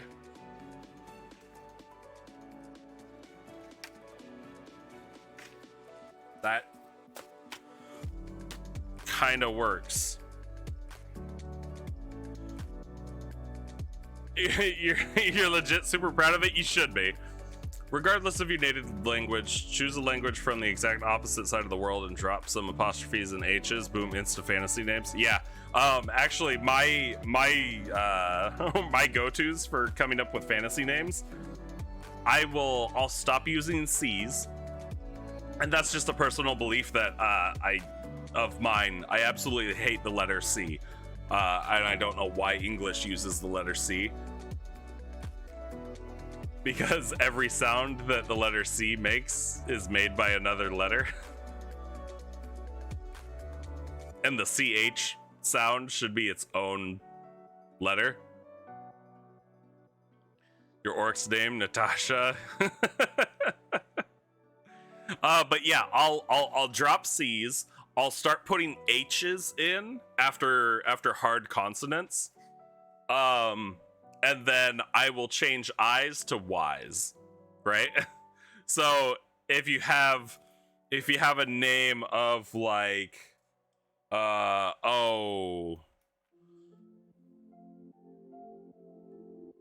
what's a good one?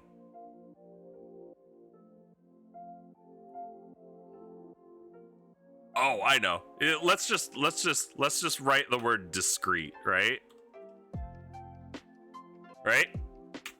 So the word discreet, if I were to make it a name, I don't know if you guys can actually see this. Here, let me bump the size on this up. I'd take the word discreet. 72? Yeah, cool. 72 works. I'd take the word discreet. I'd add a H right there. Drop the C in, or drop the C for a K, and then the Y. And then I'd probably just move the E over. And then I'd use that as like a city name or something.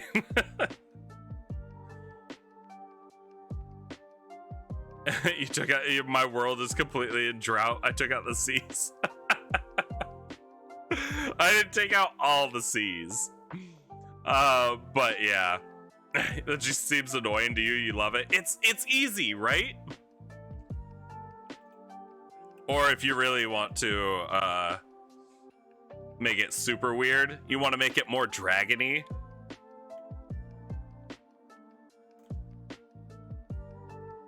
Make it more like dragony, related to dragonborn or kobolds or anything like that.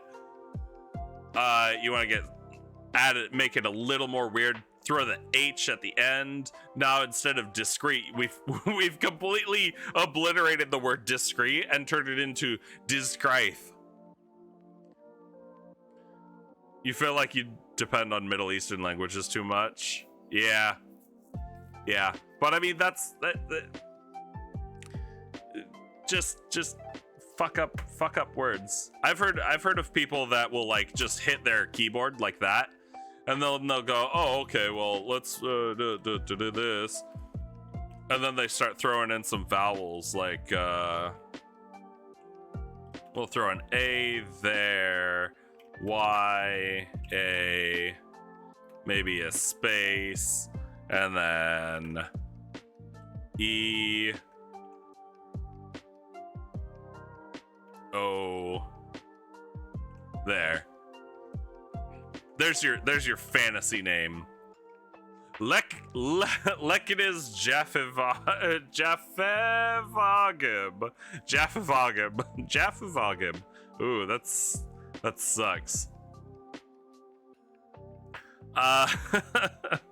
Honestly, you might start doing this. Yes, the great city of Azdfg. Yeah. It works. These are tips and tricks that people use all the time. Even quote unquote professionals. I'm gonna change the size here. Hopefully make it a little bit easier to read for you guys. Always forgot about that. Drop the vo. Yeah. But that's a lot of the time, if you're having trouble naming stuff, just do that. So, what other Vulcan rump? Vulcan's rump, Vulcan's ass. Yeah, I got it. What other holidays? I guess we could go through different known holidays. I mean, if we start at the beginning of our year, we have a New Year's celebration. After that, it's like MLK Day, President's Day, stuff like that. I don't want anything celebrating any very specific people, unless, well, that's not true, because we can always throw those in for different like countries or cities and stuff like that. Right now, I'm going for very, very specifically more widely accepted celebrations and holidays. So running through, I guess there's what, Valentine's Day, which it's a Hallmark holiday. It's not what's important to the culture, who designed this calendar. Well, I mean, who designed it? This is not a, again, I'm not working on specifically, like, not highly specific cultural holidays. Stuff that can be more widely accepted, but maybe not accepted everywhere. Like, maybe not everywhere is gonna have a harvest festival, right? Not every location is actually gonna celebrate the new year, stuff like that. Or maybe their new year starts differently, because we have places like that on Earth, right? This is just gonna be the more generally accepted calendar, and we'll branch off from that later on, maybe in another stream. But you have an old character turned NPC called Finley Powerbottom. No, God. Oh my God.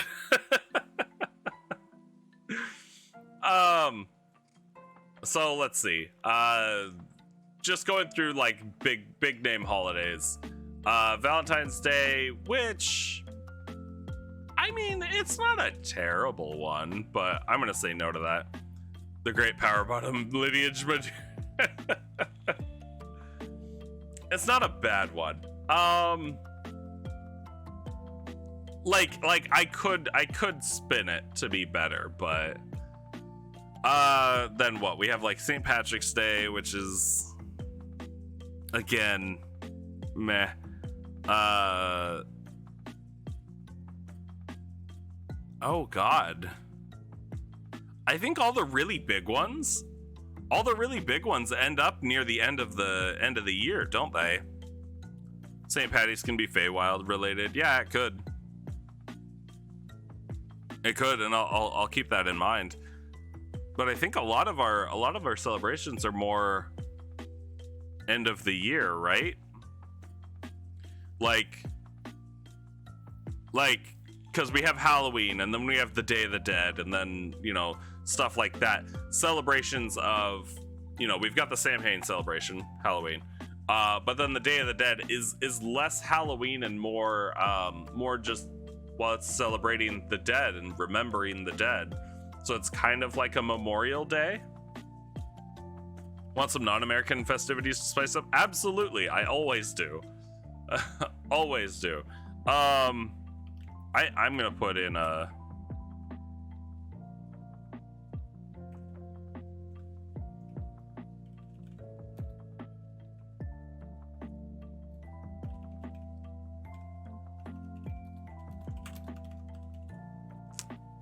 I'll put that in.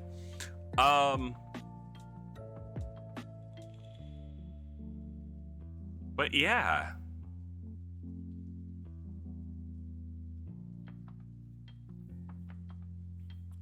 And then there's, you know, the equinoxes and the solstices. They can stand as their own, like, celebrations, and that's kind of what I want to do.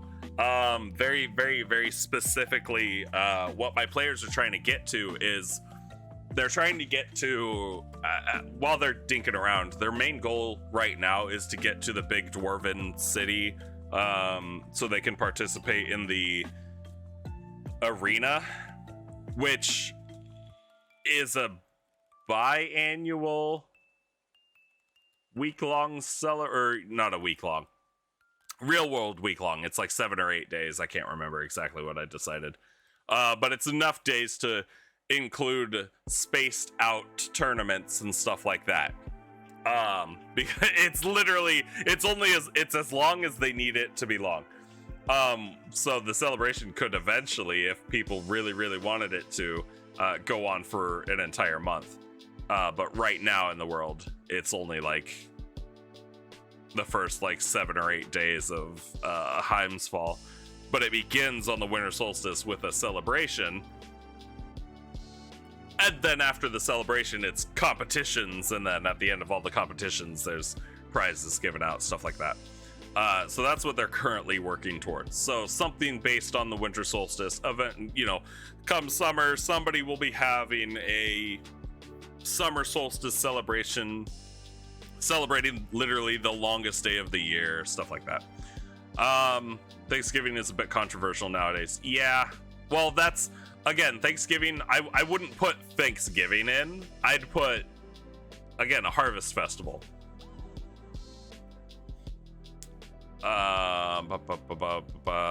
Most of what we in the West consider generic holidays are culturally specific, usually religious. Yeah.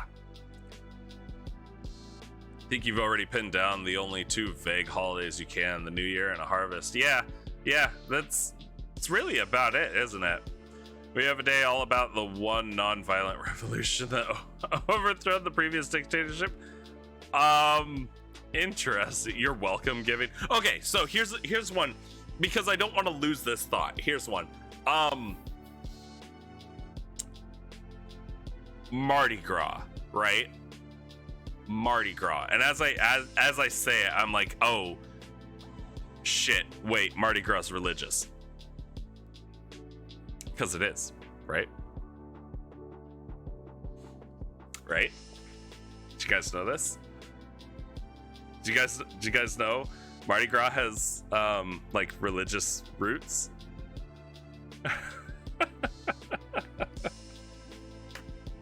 You just associate. Yeah, I mean, that's usually the thing, right? Beads, just beads everywhere. No, I learned this recently, actually. Mardi Gras has religious roots in that it is directly tied to Lent. It is directly tied to Lent and Catholicism. It's the day before Ash Wednesday, isn't it?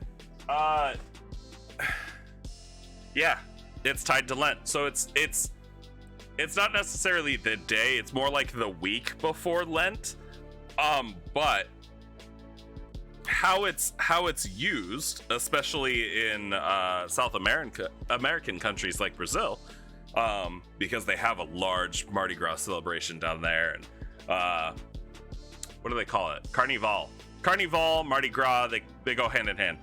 But it is a celebration where essentially people take advantage of Lent, also known as Fat Tuesday, right? I think I'm not super savvy on all of this, but it's tied to Lent, in that Lent is when you're giving up certain things.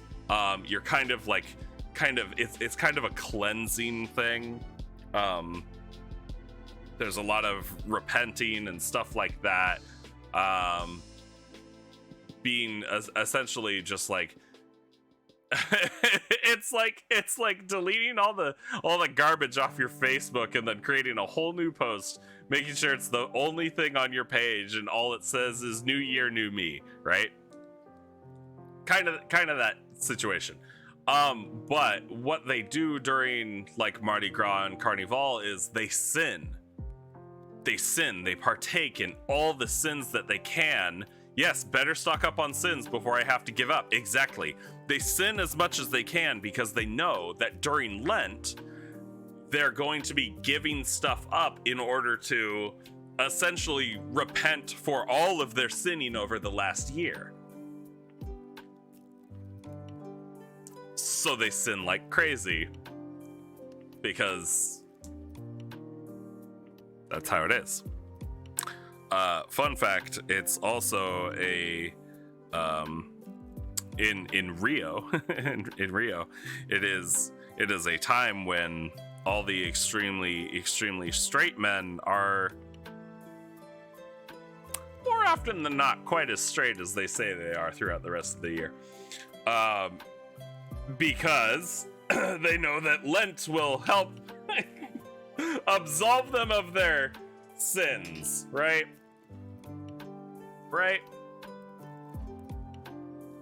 So hopefully we've learned something. But yeah, it's tied to religion.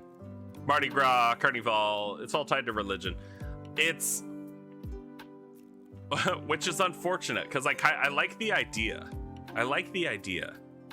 But I think its original intent, I think the original intent wasn't fully tied to Catholicism and religion.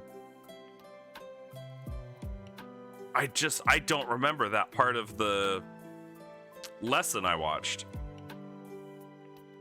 Every time you think religion can't be sillier, you learn stuff like this. Well, you know, we're always happy to teach and learn ourselves today, or you know, on these days, aren't we?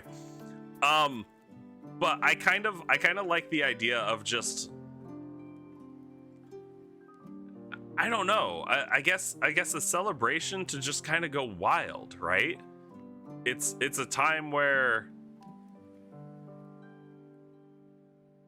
I don't know. It's just kind of a generic celebration where everybody can have fun. We'd have to tie it to something though. We'd have to actually give meaning to it, right?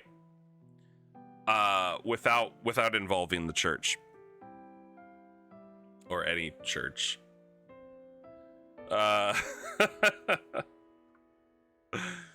And if I start putting down holidays that are tied to various gods, I mean, I could do it for certain specific gods and then exclude a bunch of others, because maybe not every god wants to have a celebration, but I don't know. We'll see. So hear you out. Hang on. Okay. I'm waiting. One thing we can do though is start putting out or start assigning some of these, right? Does anybody have a better name than New Bloom for the New Year's celebration? You know what? Yeah, I do. I'm just gonna call it First Bloom. And you know what we can do is we can actually tie it to a very specific tree or plant or something that always blooms on that exact day, no matter what. No matter what. That's all we have to do. We'll call it First Bloom. That way it doesn't sound like a fucking Twilight book.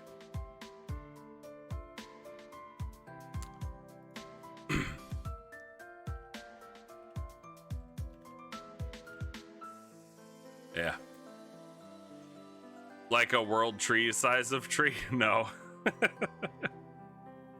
No, I don't have a world tree in my game, actually. Something that my players haven't fully explored yet, because it's not obvious, but I have ley lines that run throughout my world. And nothing that I've very specifically written out. It's just like, oh yeah, there are ley lines everywhere wrapping around my entire, the entire world, and it's a dense network of them. But usually where a large amount of the ley lines connect is where there are large cities or there's places of power, like I have a couple points within my world where there are like ents that just grow.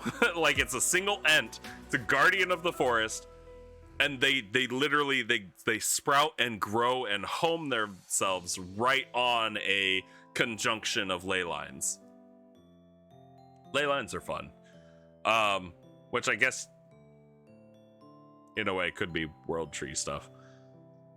But yeah, tying druidic stuff to it, absolutely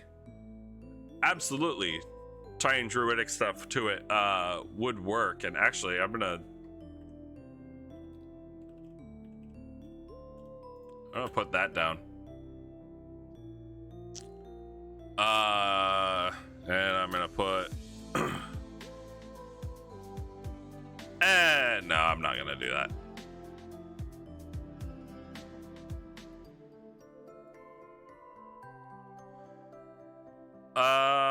Ooh, what is this?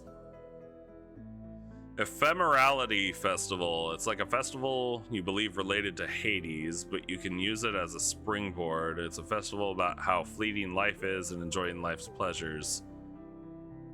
People make art and can be a lot about artistic expression as well. Ooh. Oh. I like that. Oh.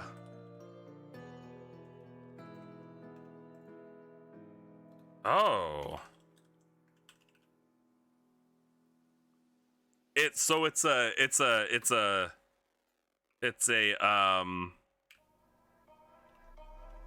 yeah. I'm trying to just make like basic notes of it.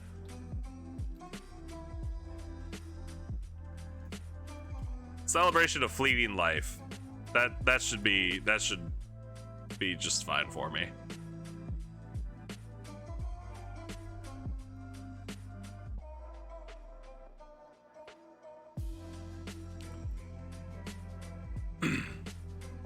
I like that idea. Where would we put that though? Okay.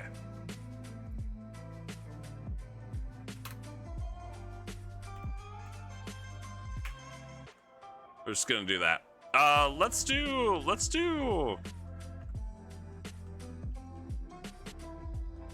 How about this Golden Apple Festival, Harvest Festival? I think in my other calendar, I put it in as like the 10th or 20th day of this month here of autumn fall. Come to think of it, sounds like a bit like Burning Man. A lot of horny sinners making art. Yeah, I mean, there are all these different celebrations for it, right? Wherever Mardi Gras is, shove it in. Harvest Festival. We'll say. Okay, so hold on. If this is like the 20th, the equivalent of this would be like the 20th of December. That means that this is like the 26th of Heim's Rise is like the end of November.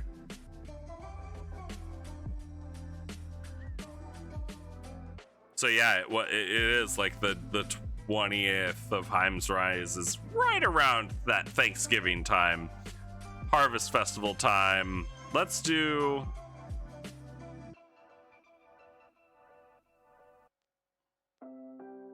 So yeah, let's make it the 10th through say the 15th of Heim's Rise. So a 5-day festival.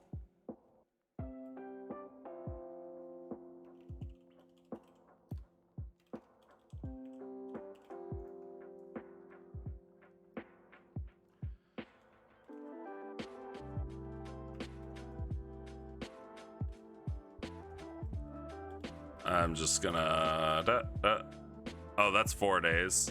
Oh, that's fine. 5 days, 10th through 14th of Heim's Rise is our Harvest Festival, and I'm just putting Harvest Festival because it's shorter than Golden Apple Festival. I may change it later on because I kind of like that idea of the Golden Apple Festival. Okay, meteor shower? Not bad. Not bad at all.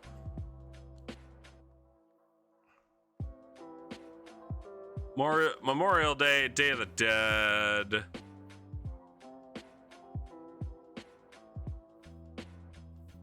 Ooh.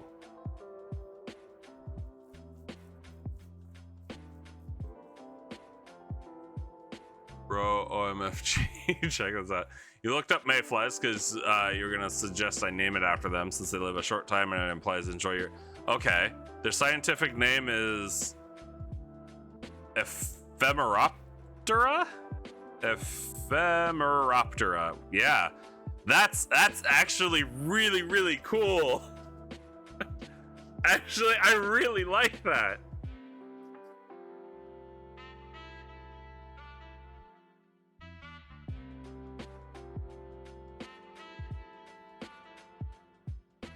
Mayflies, huh?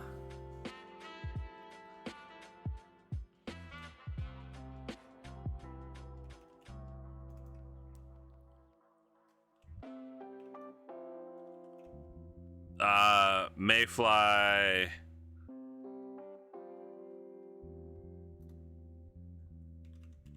I don't know. Well, I'm just putting words down now. I like that though. Oh, I like that. Or we stick with the ephemerality festival, but then mayflies are like heavily featured because why the fuck not? You know what you're doing in your world? No, this is great. There's no May in this world. Yeah, I like that. So there's no May in the world, but it doesn't mean they couldn't be called mayflies. The Golden Festival reminds you of the Golden Acorn Ceremony in Fable 2. Ooh, yeah. Good reference, Roxy. It's been so long since I've played Fable 2. I really want to go back. I looked into it to see if I could get a copy of Fable 2. And no, you cannot. Thanks for the follow, Generico. You gotta game in 30 minutes, then you're the DM. Yeah. You go do that. Have a great time at your game. Thank you for the follow. And hopefully I see you again next time. They may or may not live. Yeah.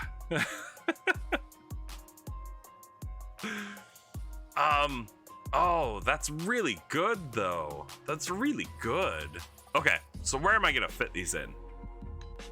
I kind of want to do this like Day of the Dead celebration, Memorial Day kind of thing at the very end of like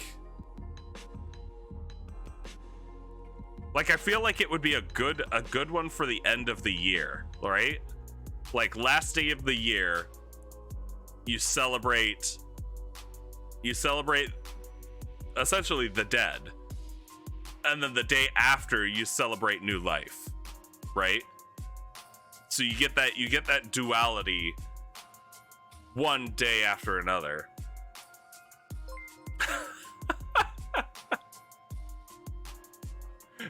You guys, I can't with this. Cornflex coming in with the raid. Oh my god. Thank you, Cornflex. That is multiple raids today. That is a really good day for me. Hello, welcome. I'm gonna call you Jess. welcome. And Tio Chris, welcome. I'm assuming you guys came in with Cornflex. Cornflex, man, thank you for the raid. I hugely appreciate that. Like you guys are blowing my mind. Yeah, I love it. Let's see, 50 Warlock. Tio Chris, thank you for the 100 bits. Harvest Festival, all about bringing the year's yields together from the various labors. agriculture, mining, arcane progression, and use them in conjunction to create an ultimate item. Golden apple, maybe. Celebrate one last time before the harsh times settle in. Okay, so I really like this idea because it's not just agricultural harvest. And that's something that I had not considered. Tio Chris, thank you for the follow, man. Oh, that really means a lot. Seriously, those of you that have followed today, it means so much to me. It means so much to me. Like, you guys you could not understand how much it means. I am so appreciative for all of you. You feel it would be having special quests tied to the world's holidays. And hello, Cornflakes. I'm doing well. I'm doing really well now. Thank you, Cornflakes. Thank you for the raid. How are you doing? How'd your stream go? What were you streaming? But yeah, Fipsy, I really like that idea because it's not just about the agricultural harvest. It's not just about the, whatever food was harvested, but I like the idea of the mining harvest, arcane progression, or the arcane harvest. I really like that. So I'm gonna write down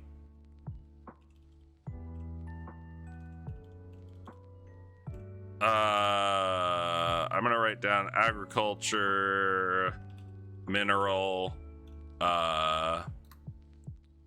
magical, and technological. Yeah, because I really like that idea. I really like that idea.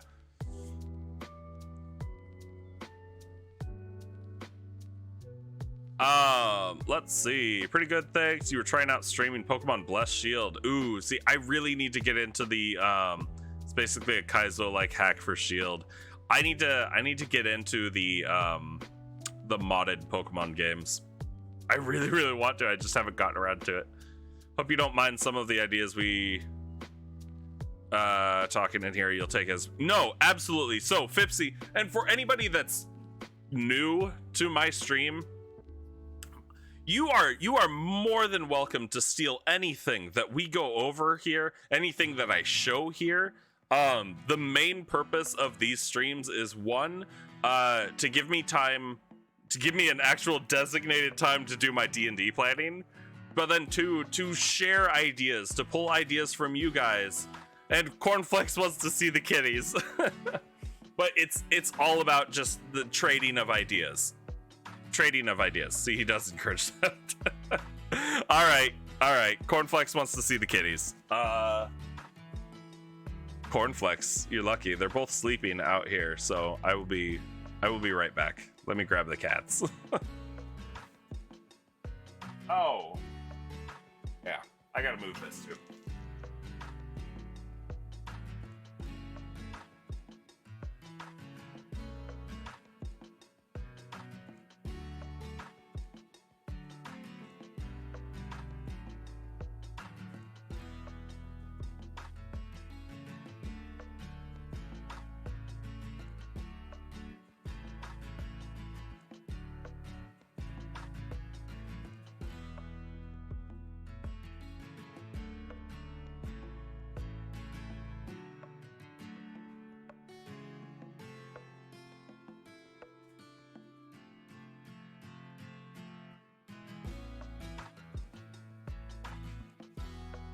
Okay. Here's Emma. She's actually not fighting me as much as she normally does. She was sleepy though. You okay, memers? Yeah? Good kitty. You want me to put you down now? Can you say hi? Say hi. Touch the mic? No? Cute kitty. She's a sweetheart. Alright, there you go. Oh, and then Leon, her brother. Yeah, they're very calm right now. And everybody's just going nuts for the kitties. Is that an Animal Crossing remix in the background? Yeah, it is. It's if you guys are curious, It's the GameChops channel on YouTube. It's their live stream of their remixed music. It's great. Hi, Leon. See, they're saying hi to you, buddy. They were both sleeping. They're probably up all night, running around and bouncing off the couches. All right, I'll let you go. Bye, buddy. Where are you going? Oh, just going that way. Okay. Okay. All right. The kitties have been set free.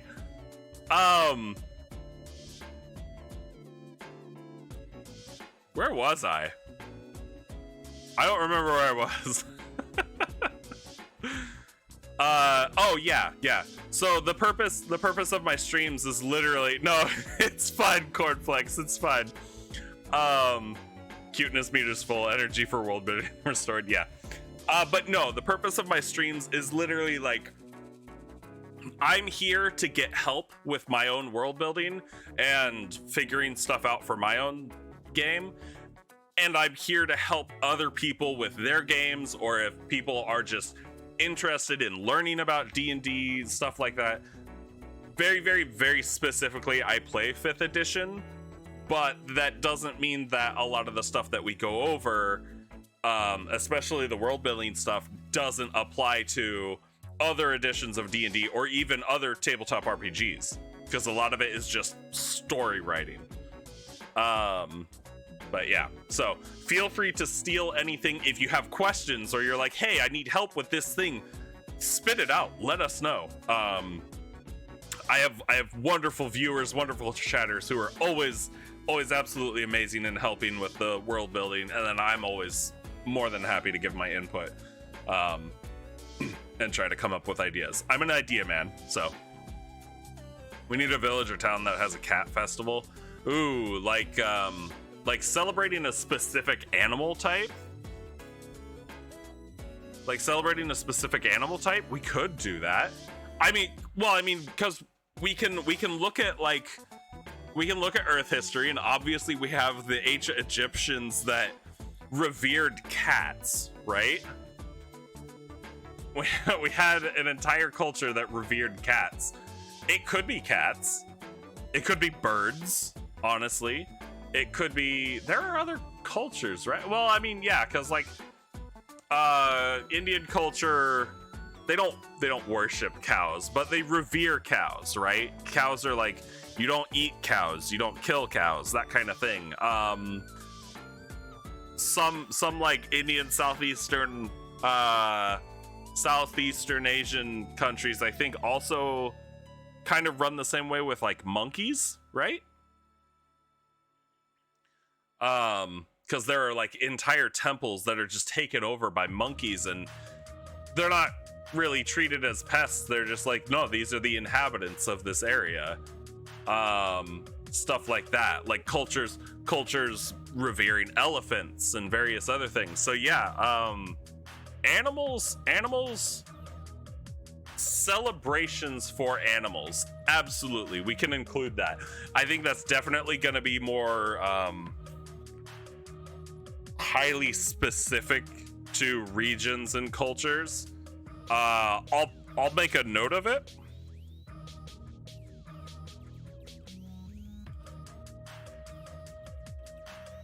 I'll make a note of it, but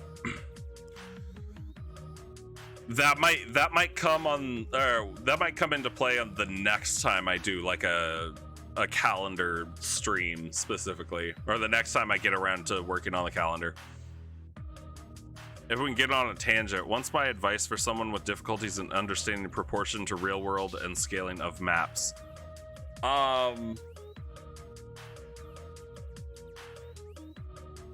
That's a good question. That's a really good question. I'm assuming it's you, Fipsy. We don't do that. Oh, well, my friend was wondering. No, we don't do that here. But I'm assuming it's you. I guess it depends on what exactly, or like exactly what difficulties you're having. Me, I'm a very like, math comes easy to me, scaling comes easy to me, eyeballing stuff comes easy to me. So I guarantee I don't run into the same difficulties that a lot of other people do when it comes to world building and specifically drawing out maps and stuff. And I mean, to lend to this, I worked as an apprentice carpenter for a little while, and it was just like, yeah, this is normal stuff. I know exactly how to do this. I can even eyeball distances and lengths and stuff pretty closely. It's just who I am. So I don't have a lot of difficulty with this, but if it's one of those things where it's like, how do I know how far apart to space things in my world? I like to use for my game and when I'm drawing maps, more often than not, I will draw my maps, and when I draw my maps, I'll keep a ruler nearby. Okay? A ruler is always going to be your best friend, not for making straight lines, but because whether you're using an inch scale or you're using a centimeter scale, doesn't matter. Don't equate that to miles. Okay? Draw your map, and then figure out which measurement is going to fit your idea for your world better, inch or centimeter. Okay? And then equate that not to miles, but to like a day's travel. Okay? You now have the sudden urge to make a new D&D character. Go for it, Roxy. Usually what I will do is I'll draw out my map. I might kind of have an idea for what I want to do, and very, if I'm going to get real specific about this,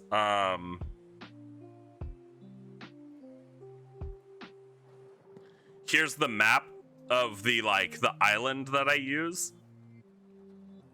When I drew this up, I actually, before I drew it up, I grabbed my ruler and I measured it out, and I was like, okay, well, how big I knew how big I wanted this island to be, and just for funsies, I'll tell you guys right now, it's roughly about the size of it's between the size of Germany and the state of Oregon in the United States, which are pretty close in size.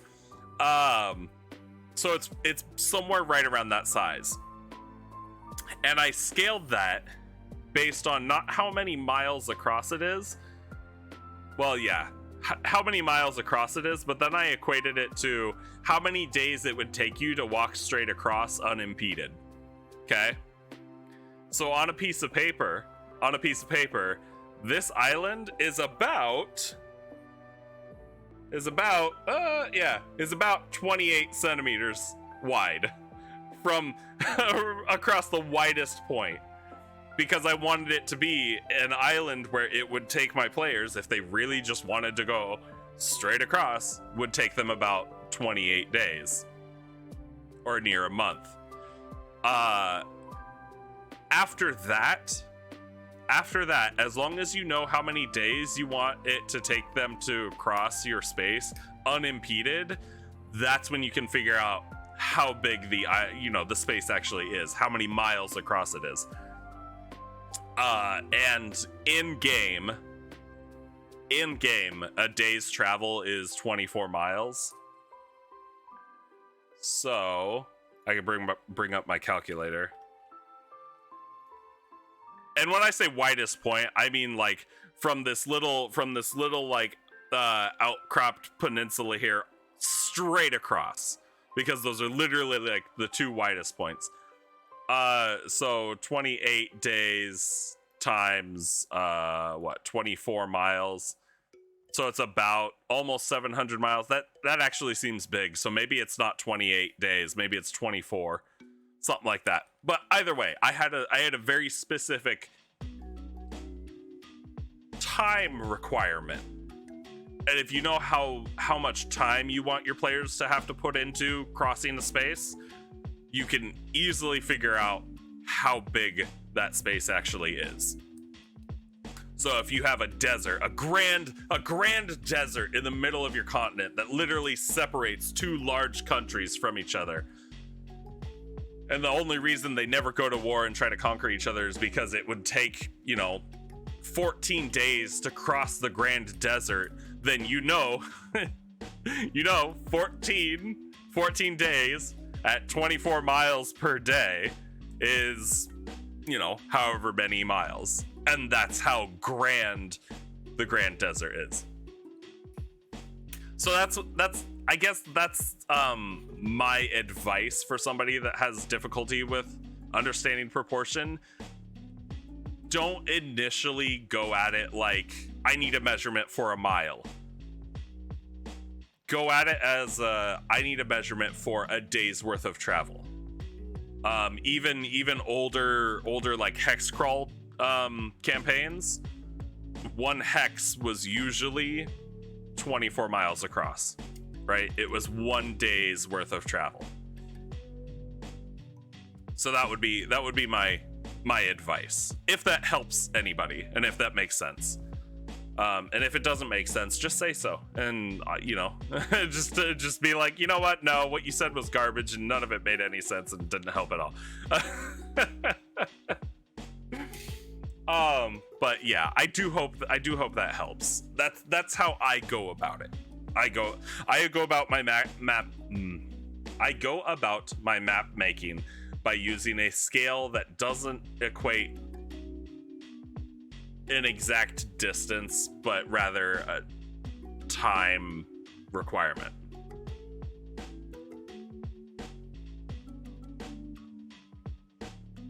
And actually, if I still have the old hand-drawn map somewhere, I think I wrote one of those scales on it.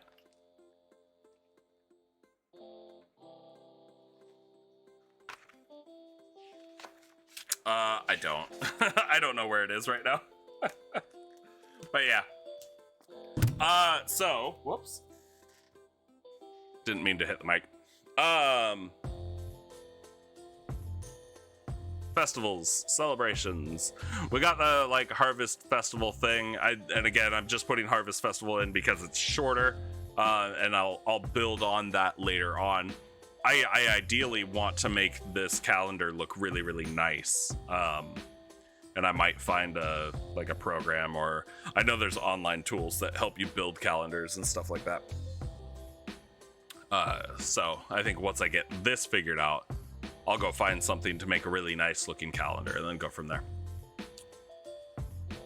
Memorial Day, Day of the Dead. I like the idea of it being the day before the first day of the last day of the year.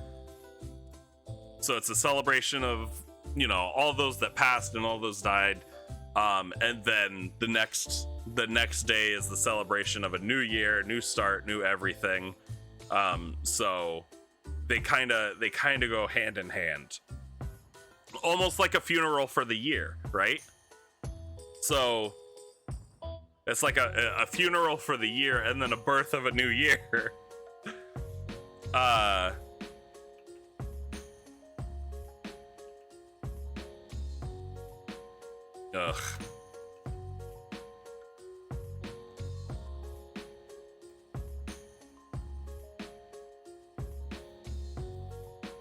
Can I make this wider so it fits? Okay, yeah, that works.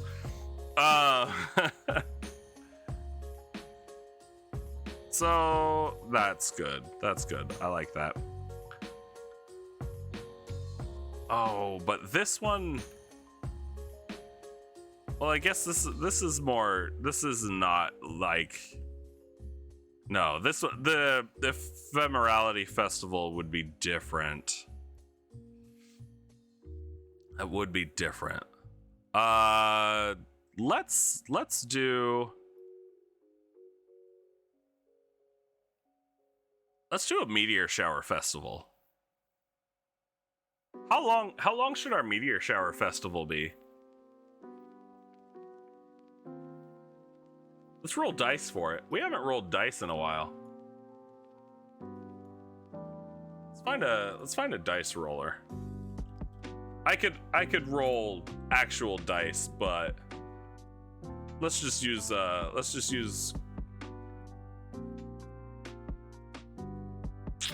that's not what I want.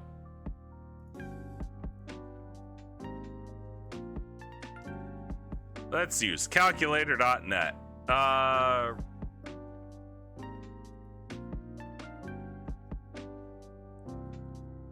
Yeah, we'll just do 2d6.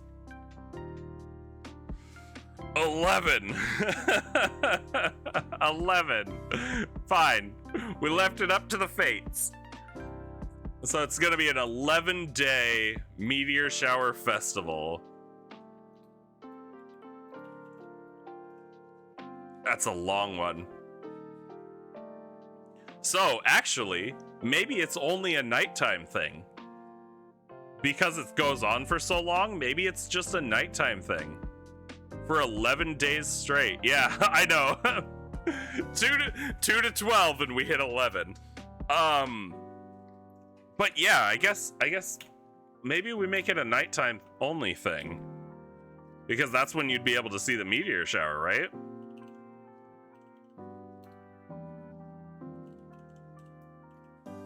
Oh, I already have the end parentheses. Okay.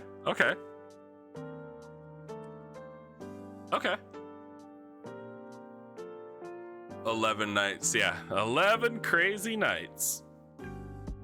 It'll be the Hanukkah of our world. I mean, people need time to rest after all the party. Exactly. Exactly. Maybe a series of comets that pass by the atmosphere sequentially, one per day. Each one having meanings. Yeah. Oh god, that'd actually be terrifying. You know how scary that would be to see a new comet pass over the sky every single day for 11 days? And there's the difference between comets and meteors, right? Comets are catching the sun of the light of the sun, the sun of the light. Comets are catching the light of the sun, right? And then reflecting them back to us on the planet's surface. But meteors are different because they're actually rocks that are burning up in the atmosphere. So would it be a meteor shower festival, or would it be a comet festival? Comets are different from meteors. What about splitting the 11 days up for 2 separate annual meteor shower festivals? Ooh, that's a good one too, Cornflex.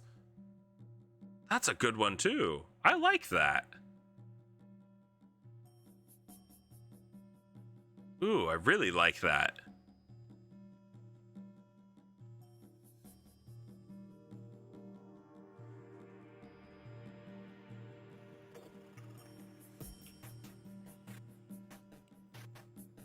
I like that. I might do that, actually. Because we get multiple meteor showers every year, right? Annual meteor showers. Yeah, okay, cool. So, I'll bring this up so you guys can see it. Annual meteor showers. We have the Perseids, Kappa Cygnids, Aurigids, September Epsilon Perseids. Yeah, so we have like we have, that's really bright, sorry. We have meteor showers. Like, some of these repeat annually. Every year we get these. Yeah, so the Perseids, this is actually like more than a month long of meteor shower. But yeah, lots of them. Lots of them. So I guess 11 days of meteor shower festival isn't too bad. Over the top idea, but a comet that is so big as it passes breaks down into smaller chunks that burn while traveling. Okay, yeah, actually, I can see that. I can see that. that would mean that comet is passing real close to the planet. But I like it. I like it.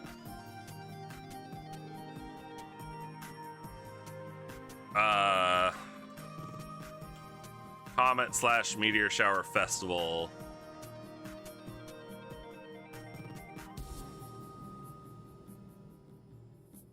So what if it's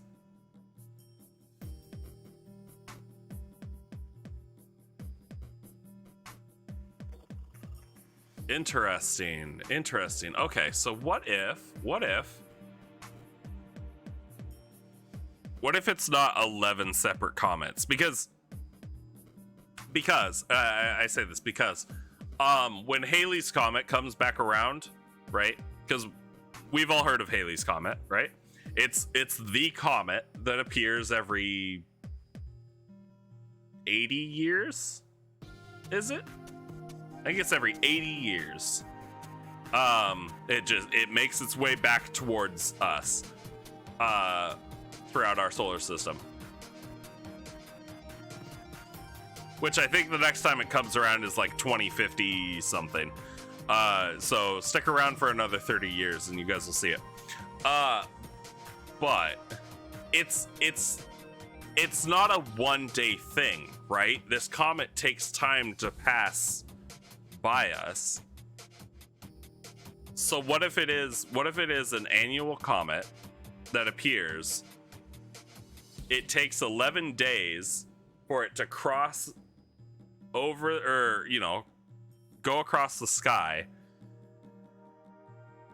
It's accompanied by a meteor shower every time.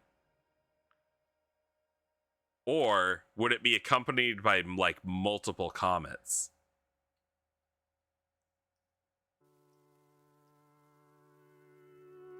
Because I like both ideas. I like the idea of like a comet traveling with partners, which could lend itself, like that could spawn so many different mythologies and legends and stuff like that. But then also being accompanied by, a cloud of meteors and a meteor shower every year, it would have the same effect. It would have the same effect in that I think a lot of people might see it as either the comet blessing them with shooting stars or the comet raining down fireballs on their on their planet. A meteor shower is objects falling into the planet's atmosphere and burning up. A comet is bright but far away from the planet. Yeah. We mentioned that, Meatball. But yeah, what if having them time together consistently would be difficult astronomically? Sure.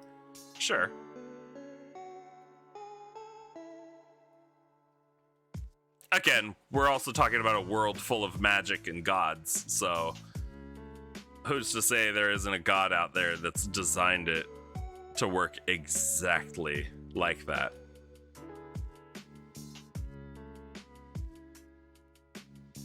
Some stuff is bigger than us. Like I said,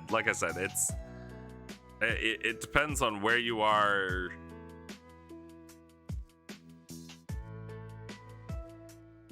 Depends on the scale of your view of the universe, right?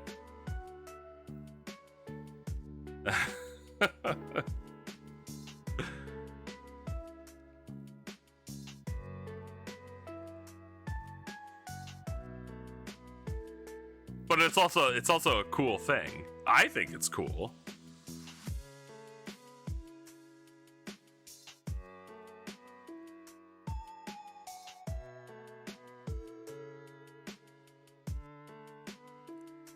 Or we could do a meteor shower festival and a separate comet festival.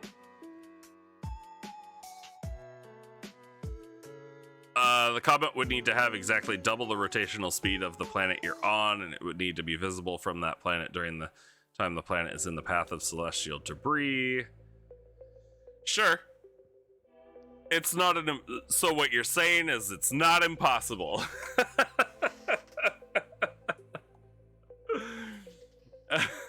What you're saying is it's not impossible. That's the kind of optimism I like to hear, Meatball. I can always count on you for being the most optimistic person in the room.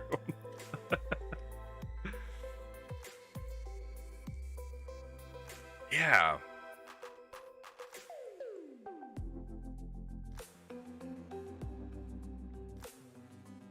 That does, that could get messy, though. Oh, God. How close does Halley's Comet get to Earth? Not that close, right? But in this scenario, the comet would be seen twice a year unless something else would pass between the comet and the planet to block view. I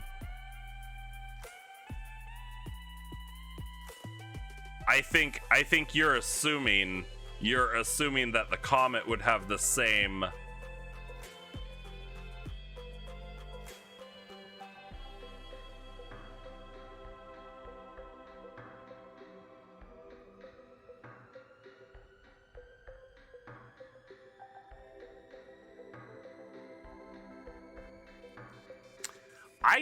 I don't think so, technically. It would just have to be one of those things that it just happens to line up, right?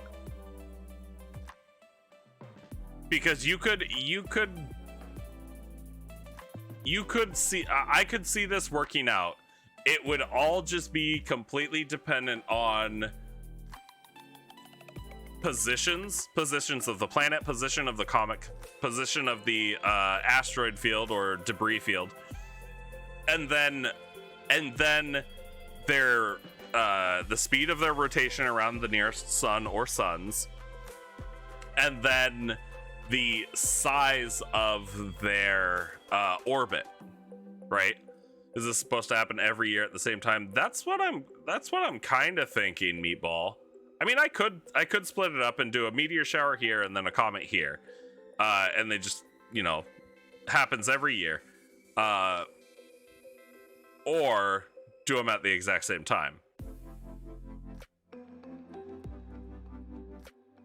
But it's one of those things where it's like, yeah, you know, it would be extremely rare for this thing to happen. Maybe have the two festivals as a part 1 and a part 2 kind of thing. First comes a comet-like body that burns bright, and then lagging behind some days or weeks after come debris that burn through the atmosphere. Ooh. I like that. Could also work in the reverse as well. Like the meteor showers come first as like a precursor to the comet that's going to be crossing over the sky. But if you want to talk about like how statistically improbable this is, we can also talk about how statistically improbable it is that we have full solar and lunar eclipses here on Earth. Specifically because our moon appears, solar eclipses, because our moon is just at that right distance to where it's able to create an actual full solar eclipse for us, because it appears to be just about the same size as the sun in our sky. Like, yeah, it's a fantasy world. Everything is possible there. Yeah, exactly. But statistical improbabilities happen here on Earth. Like, Earth is a statistical improbability. Our solar eclipses are a statistical improbability. It's just these things happen. It's not impossible, it's just highly improbable. Oh, and you're throwing all math out the window here for the pretty lights. Yeah, fuck it. But but I kind of like not having. I don't know, because this is definitely, however we do this, however I do this, however we do this. It's a group project now. However we do this is definitely going to change some things, right? It's going to spawn some ideologies. It's going to spawn people going, oh, well, that's the physical manifestation. That's the celestial manifestation of my God and his wrath raining down on us, or, you know, their blessings, or however you want to do it. But the order that we do it in, we can either make them completely separate. We can make the comet and the meteor shower completely separate, and then each one will mean a different thing to the people of the world. Not that it'll always mean the exact same thing to each and every person, but it'll mean something to the people. Or we put them in together, and then you have a comet that appears in the sky, and seemingly almost at the same time, a meteor shower starts to go on for the entirety that the comet is in the sky. There's different ideas that would be tied to that. That would be there's this celestial god in the sky who rains down fire the entire time it's present, or there's always stars shooting off from it when it's nearby, or the stars run from the presence of this god in the sky, or it rains down blessings, and it's, you know, it's the god of fire breathing, you know, bringing the light and warmth of the flame to the planet surface, or, you know, shit like that. Or we precursor it with the meteor shower, so it goes meteor shower then comet, and it could be like the meteor shower is a warning, or maybe it's like, hey, the comet's coming, it's the Paul Revere, or it's the entourage for the comet. Or it comes afterwards, and it's, you know, it's the fallen stars in the wake of the comet, stuff like that. There's a lot of options here. And I don't know which one I actually like the best.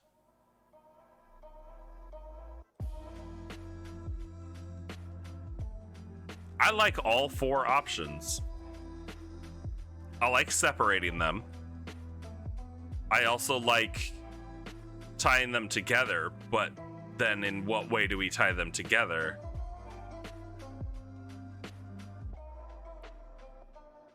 Make a table and roll an appropriate dice. You mean roll a d4?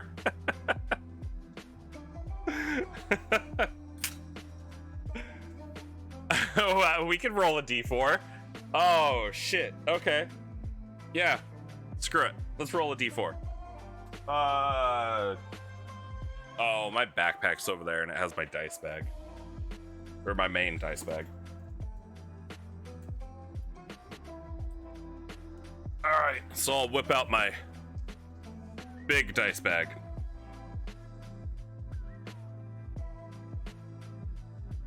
If I can get into it, because I tied it up.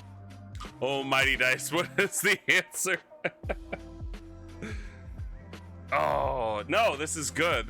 We can roll for it, and then it'll just solve this, because I really don't think that I could choose.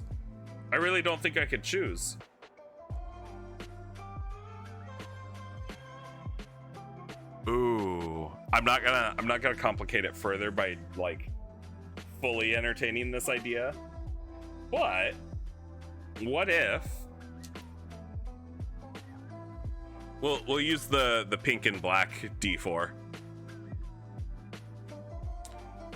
You rolled 1. All right. Let's see what I roll. But here's an idea.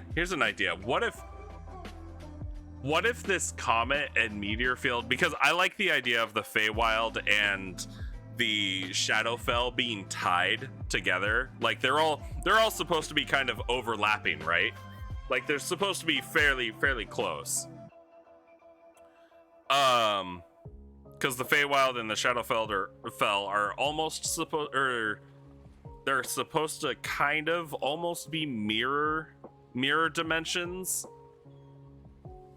First instinct was, oh no, forgot one might not be bad. Yeah, but they're supposed to kind of be mirror dimensions, but you know, one's supposed to be super overwhelmed with fairies, the other one's supposed to be super overwhelmed with just like darkness and stuff. Or it's like, it's really, I like to think of it as light and dark, so that kind of thing. So what if the comet and meteors happened at the exact same time on the material plane, but in the Feywild, they saw the comet and meteors, but the meteors came before the comet, and then in the Shadowfell, the comet came before the meteors. So there's also like this delay between things. It kind of helps like tie the planes together, but also separate them and make them just different enough. And I don't know. I'm not gonna fully entertain this idea. It just popped in my head. All right, let's see what the D4 says. We'll say one is comet and meteors are completely separate. 2 is comet before meteors. 3 is comet and meteors. 1 is separate. 2 is comet meteors. 3 is both. 4 is meteors comet. Unites them at a cosmical level. Yeah. Okay.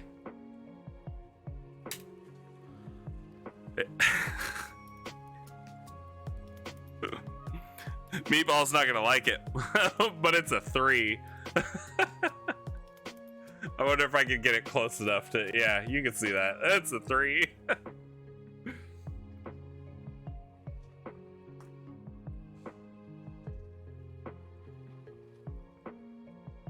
So they happen at the same time. You don't like lots of things. Oh, I'm sorry, Meatball. We'll get you to like some stuff. We'll get you to like some stuff. So yeah, that's a 3.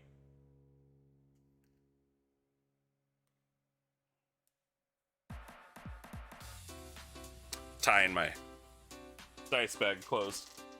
Oh, and then I can't fit it down under here. Okay. But actually, since it happens with both, oh god, maybe I will do that, where like comet then meteors for the Shadowfell, meteors then comet for the Feywild. The English for one. Yeah, well, you know. Astral amalgam it is. Yeah. Okay. So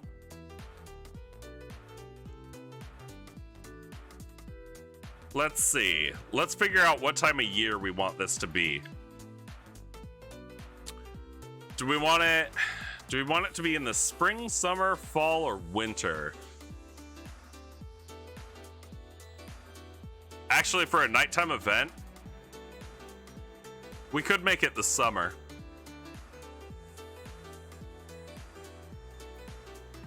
Should be during a warm time. Yeah, that's what I'm thinking.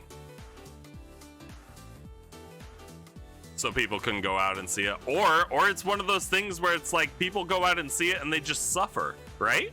They just deal with the cold and the rain. It doesn't always have to be convenient, I guess is the point. But yeah, I like the idea of it being at night, because also if or in the summer when the nights are shorter, because then it's not like, oh, it's 14 hours of partying every night for 11 nights. So no meteor watching for you. You'd rather just stay inside. Yeah. Summer, fall. Yeah, I'm thinking actually in like the second half of summer. So after the summer solstice, which technically technically would be like the warmest part of our summer, because again, to equate it to real world times, the summer solstice is like June, right? It's like mid to late June, which means that the second half of summer right here is July and early August. So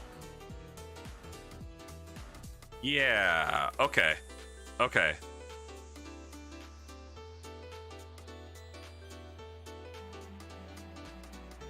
What do I'm gonna call this I'm gonna call it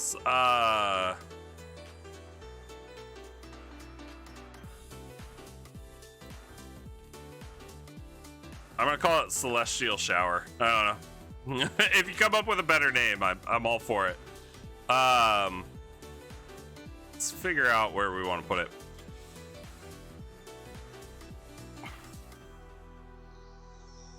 Yes, that sounds good. You took Meatball's calculated astrophysics away. Now you want to take their cozy viewing weather? No, no. I want Meatball to be happy. We're gonna do it during a warm time.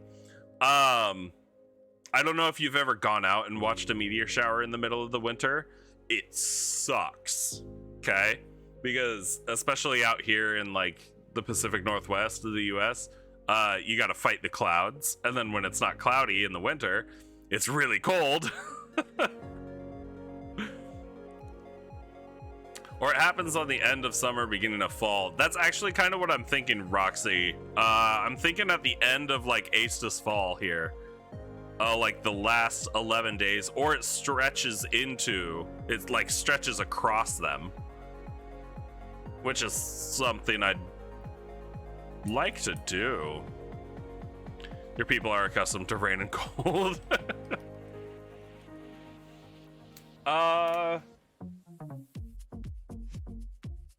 Shit, man. I put my dice away and now I want a D6. Hold on.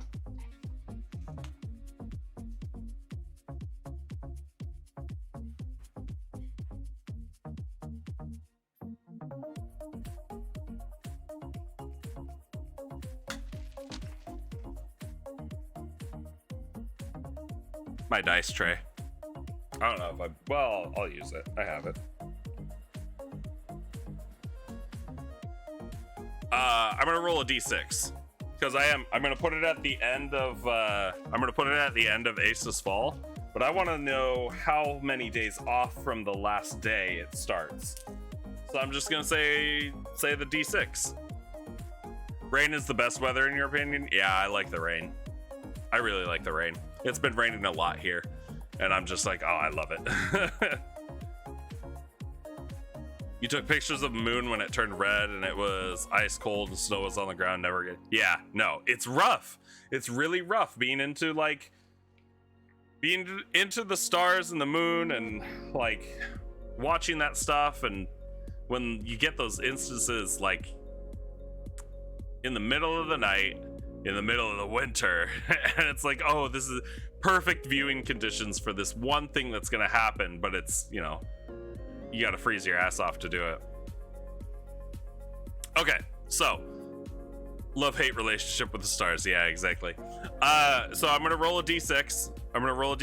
And it'll essentially just tell us how many days off from the end of Ace's Fall. So if it's a 1, it'll be 45, 2 will be 44, 3 will be 43, so on and so forth. Last 6 days of summer and the remaining days start of fall as an example. Yeah, exactly, Roxy. Kind of.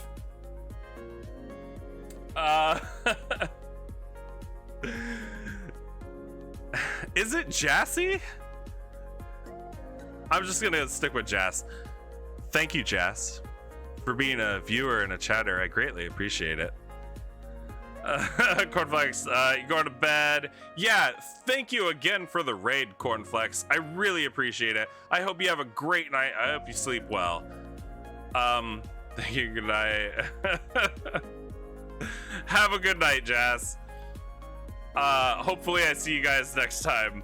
All right, let's roll this d6. It's a 4. Okay, so it's a 4. So 1, 2, 3, 4. What did I? Thanks for picking up that ring, Roxy. I called it Celestial Shower for 11 days, right? So that's 1, 2, 3, 4,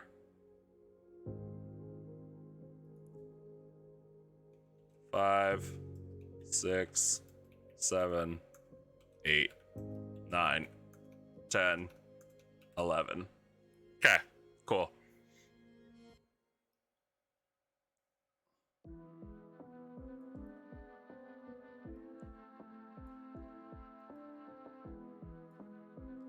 It's gonna bug me unless I fix this.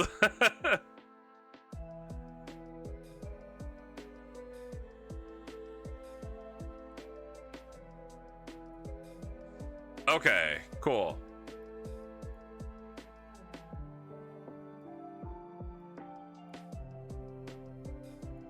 So we have 11 days of a celestial shower where we have a comet and meteor shower. OCD squad assemble. So 11 days right there. Not bad. I like that. I like that. Yeah, all of this is gonna get super messed up now. But yeah, okay, cool. So that's 1, that's 2. Moon phase celebrations will have to kind of mix in, but I think what I'm gonna do is it's not gonna be people celebrating every single full moon. I think what it's gonna be, because I have 2 moons in my world, it will be the days that both moons are full at the same time.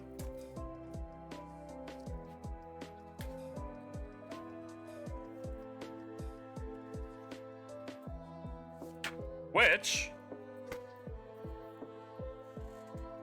how many times does that actually happen in my world? I'm looking at my calendar. Could some celebrations overlap? They could. Yeah. Yeah.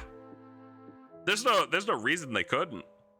I'm looking for right now. I'm just kind of looking for stuff that's going to be kind of like generic, spaced out all over the place. But eventually, as we get into various things like these animal celebrations and stuff like that, stuff that's going to be very specific to different cultures and regions and stuff, that's where we're going to end up with a lot of like overlapping holidays, which will be fun.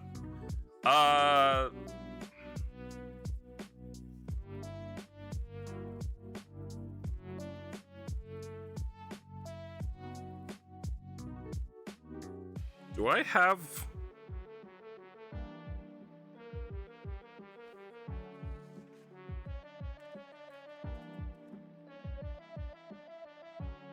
Ooh, no.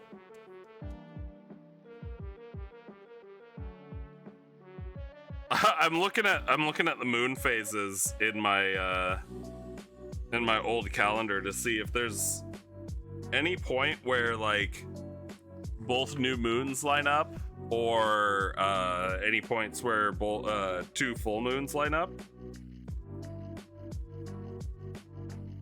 Did I do that? I might redo this. I did. I set it up so both moons are full on the summer solstice.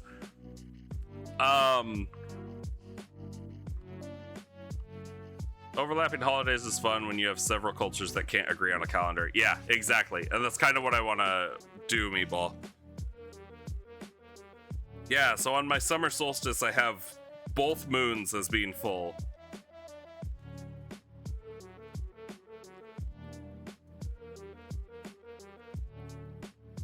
But I think that means that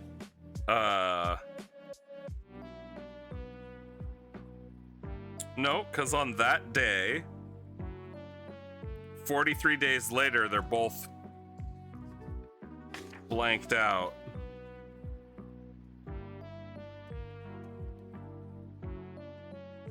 I'm gonna redo this.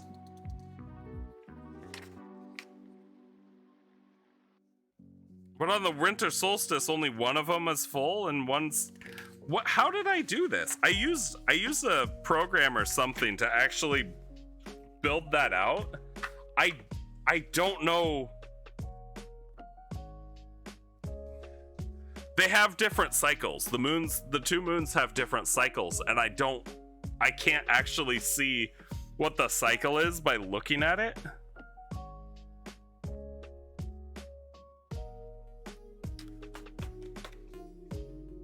I'm super confused right now.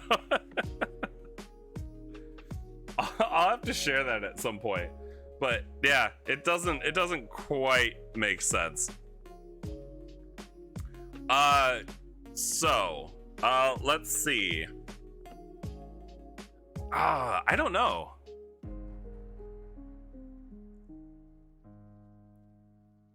I kind of like the idea of there being 2 full moons on the summer solstice.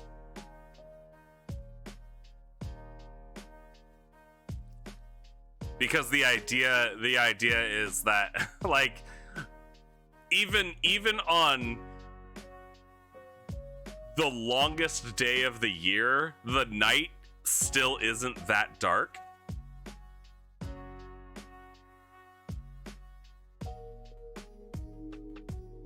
Because both moons will be full, so it'll still be pretty bright even at night.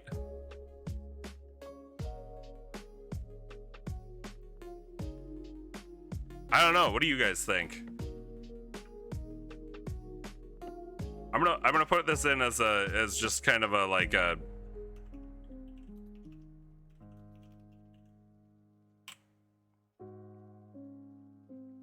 It's just kind of a thing, a possibility. We'll see how that actually grows, and if I'm still happy with it later on, because I might not be.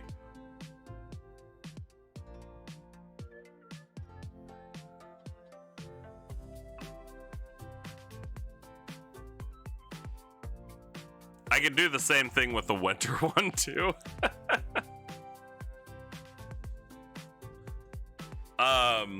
Which actually,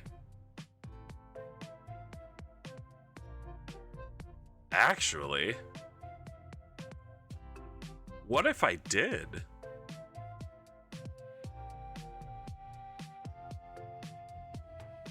What if I did?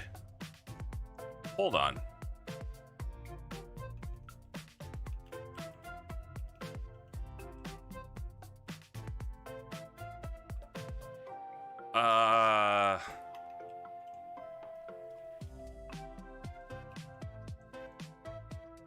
I could tie the Halloween in my world, the demon devil haunt celebration, worship, whatever it is. I could tie that to the day of the year where both, or a day of the year where both moons are dark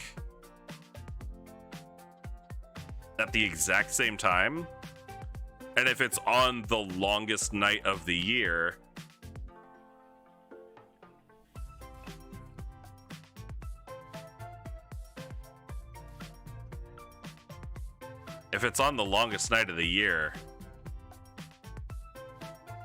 that would make it very, very, very dark. I kind of like that.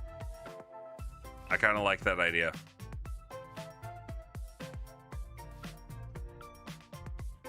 Because then we'd be tying a celebration not to just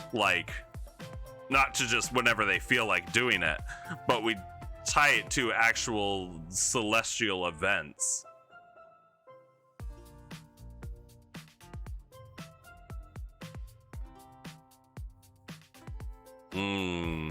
I like that.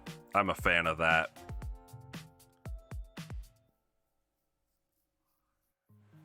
I am a fan of that.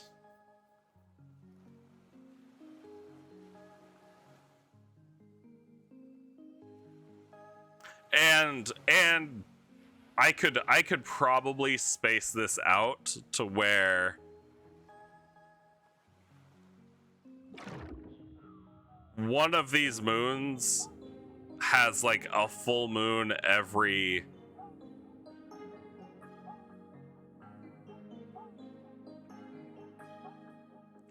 oh god, that's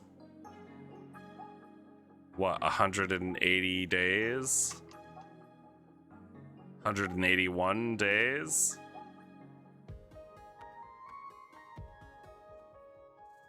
Maybe one of them has a full moon every 30 days. One of them has a full moon every 20. Would that line up? Yeah, it would line up. I'd have to figure out how I could space it.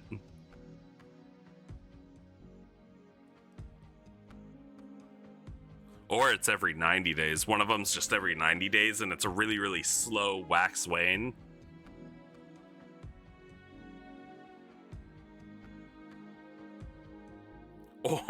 Or fuck it. One of them is only full once a year and new once a year. And then the other one is on its own cycle and it's just, it kind of goes faster.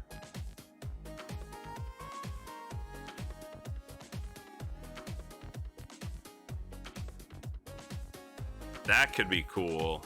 I kind of like that. Okay, maybe I'll go with that. Simplifying it.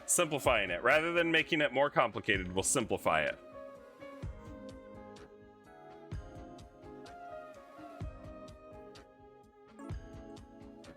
I like that. Okay, moon phase celebrations. We covered that. Eclipses. I don't know. We'll see. We'll see about that one. Ephemerality Festival, celebration of fleeting light, the May life, or the Mayfly days. When would people actually do that? I guess nowadays? Be right around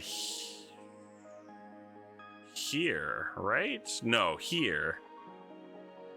The patient and slow one, the hasty and fast one, yeah. Have some kind of yin-yang duality, being two halves of a whole. Yeah. I like that. Bum, bum, bum, bum.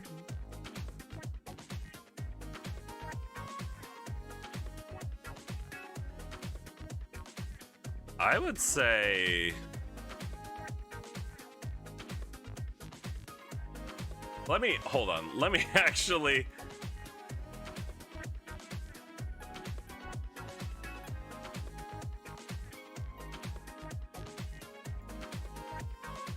ephemerality, the property of lasting for a very short time. Okay. Transiency. Oh. Ooh. What if we change this? Celebration of fleeting life. We could name this one like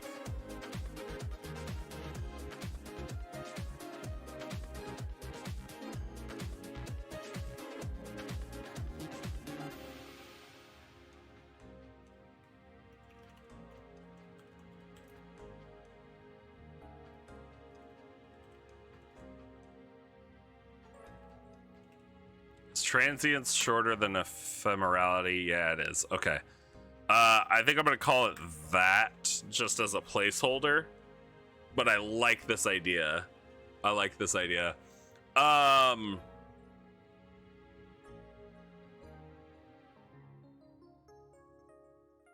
Okay, now I actually want to know, where do May Mayflies get their name.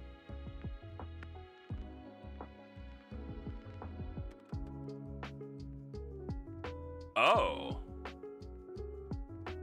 The common name comes from the habit of one species, Ephemera danica, which emerges as adults when the mayflower or hawthorn is in bloom. Oh.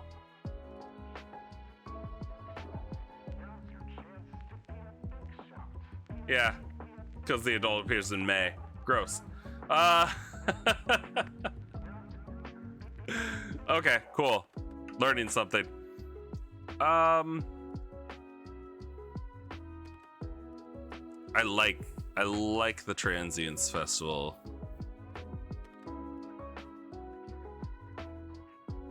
Nah, I don't.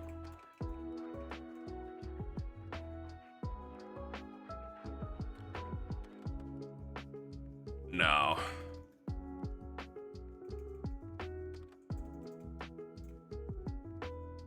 I need definitions on stuff before I use it. Ephemeral. There we go.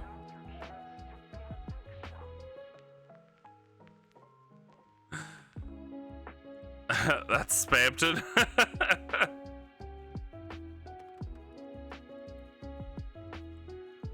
Could just call it the Ephemeral Festival.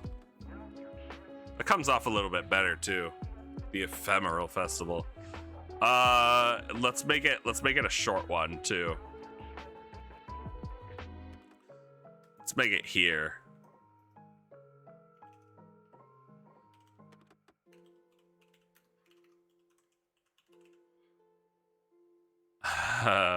Wonderful. So the Ephemeral Festival, it'll be what? 4 days long?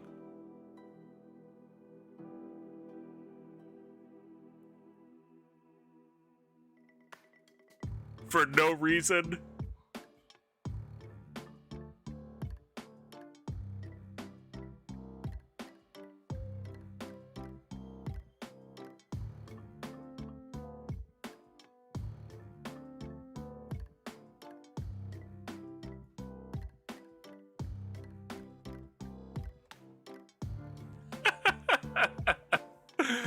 my my calendars don't work anymore. Whatever. I'll have to deal with it for now. And then eventually I will like really space it out and make it better looking. Okay. That actually kind of covers a lot of them, don't they? So it's looking a bit better. So in the first season we've got what? I guess 3, if people actually celebrate the spring equinox, 3 celebrations.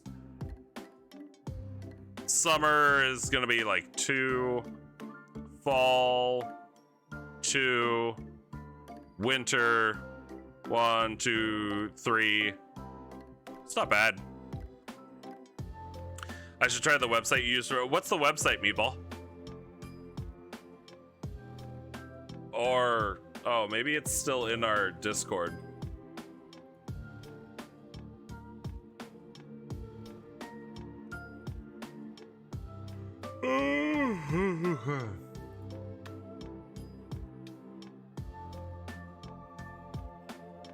You sent it? Okay. Ooh, okay. Fantasy calendar. Yeah, let's take a look at this. Build a calendar that fits your world, whether you're blah blah blah blah blah blah. Oh, of course, they're advertising Tal'Dorei stuff. Create your own months, custom weekdays, powerful leap day system. Hours and minutes. Blah blah blah. Yada yada yada. Great, yours for free. Yeah, let's play around with it. Let's see. You need to make an account to save the calendar, but you don't have to pay anything. Oh, okay.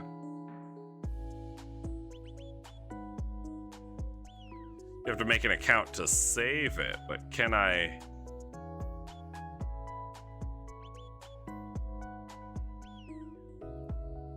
Can I just start making one? Log in to save. Don't worry, your progress is stored. Okay.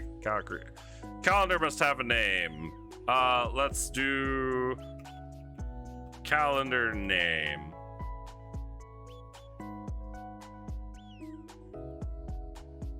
Enabling this will continue the week in the next month.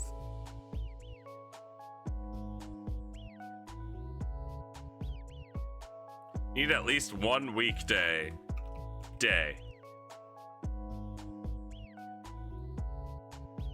Months. Okay. Let's do this.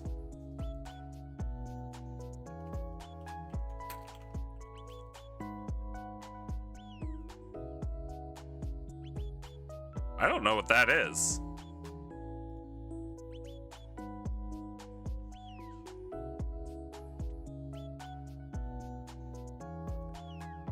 Leap days, arrows, moons, seasons, weather, locations. Wow, there's a lot here, isn't there? So say 46.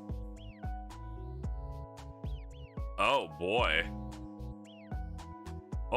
there's... Okay.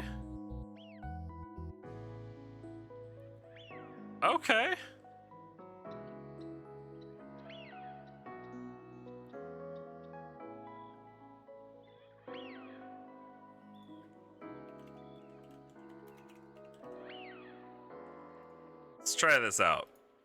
Oh, we can do this. Bop. And then...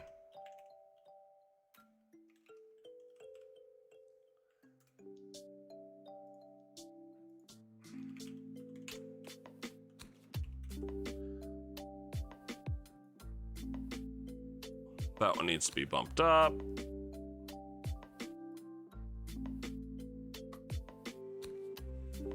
Boy, I don't know why I was like, I need to make sure I'm spelling this one right.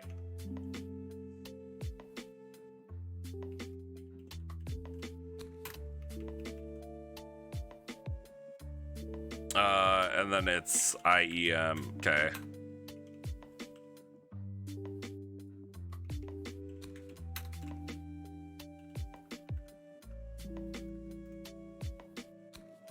So it should go 46, 45, 46, 45, 46, 45, 46, 45. Okay. Cool.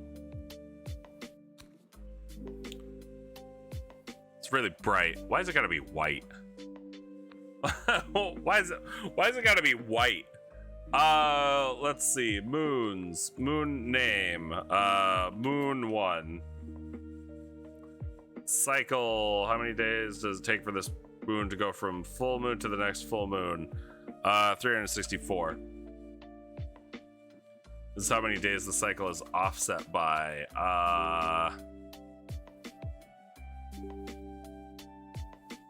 182, something like that.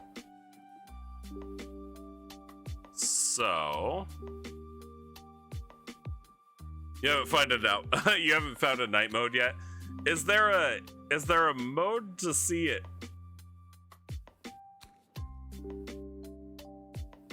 In a different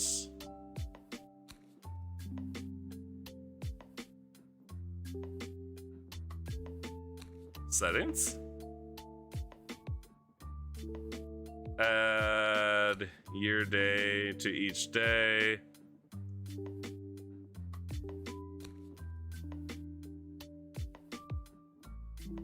No, I want to see it the layout differently.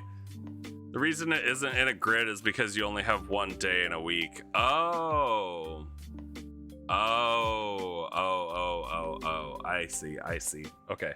hold on 1 second.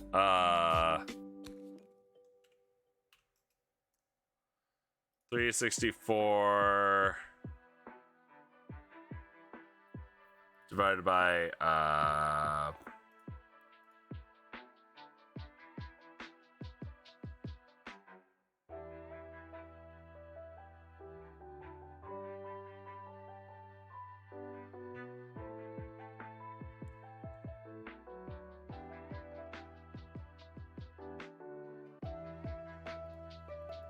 hold on.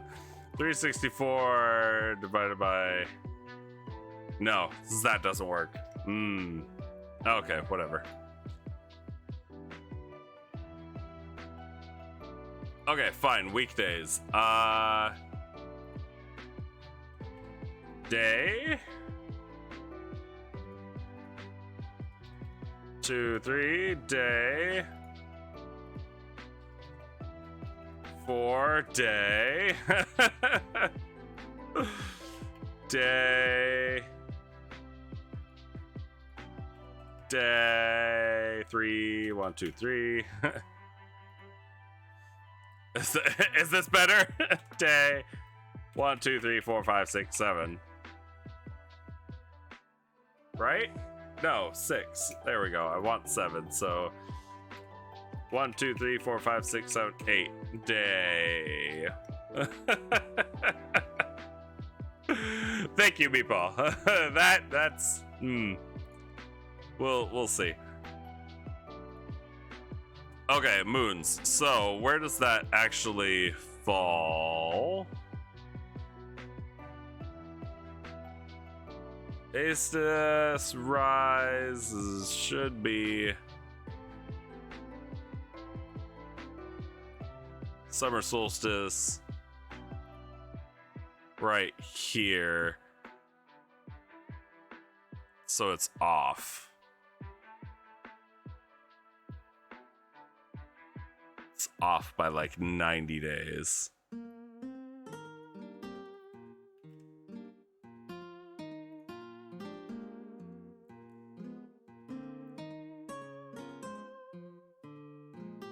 Not quite.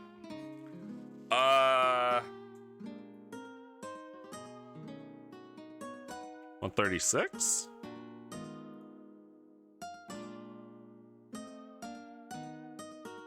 Yeah, 136. I'm the greatest, obviously. Either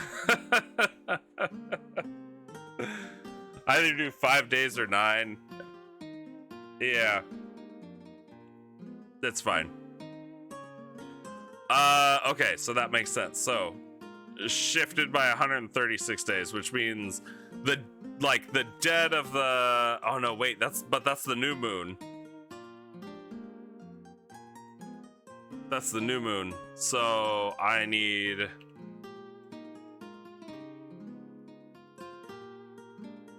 364 minus 136 equals 228. Let's try that.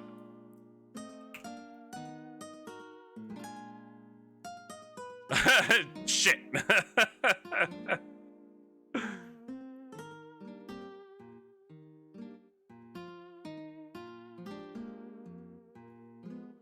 Hold on.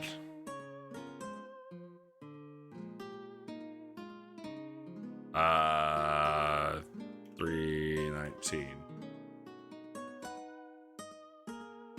There we go. Okay, now I'm the greatest.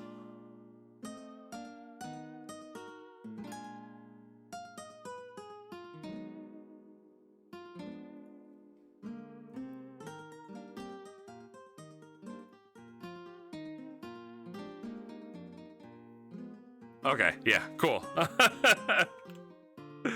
So somewhere right around there, something like that. Okay, so full moon slam or full moon comes up on the very, very like summer solstice, which means if we go down here, new moon is right there. Okay. Let's do moon 2 electric Boogaloo.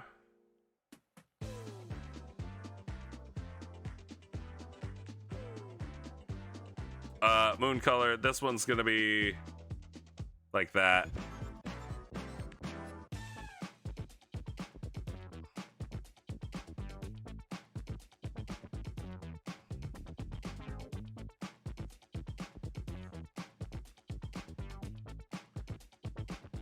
Eh.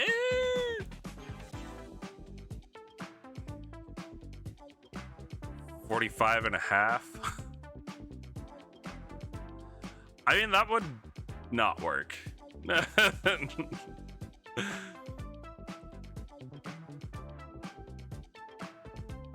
That would not work. I'd need it to be on like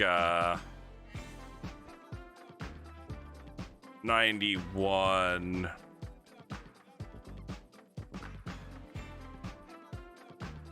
What if I did like this?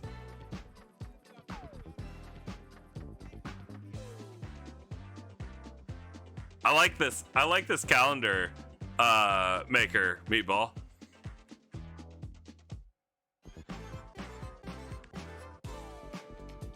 I like this calendar maker. I'm gonna have to mess with it a bit. It is. It's really convenient. I like the moon cycles on it.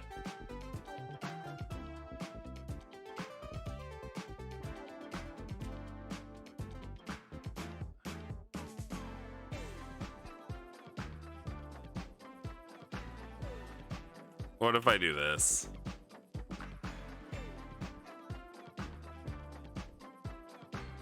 What if it shifts, or it, yeah, moves slower?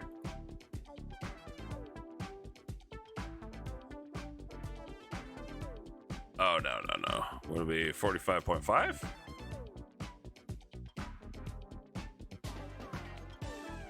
There we go. Is there a blood moon? What do you mean by blood moon, Roxy? Like, a blood moon in the same sense of, like our real world Earth's blood moon? A moon that drips blood. A moon made of blood. God,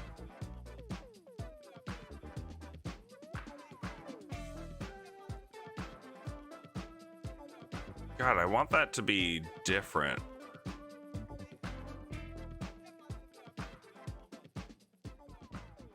If it's 91, hold on. If it's 91, what's a fourth of 91?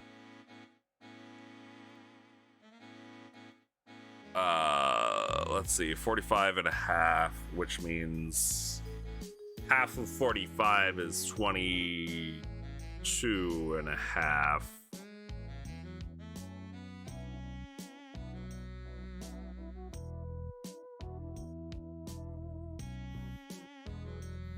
No, it's 22. It's 22.75.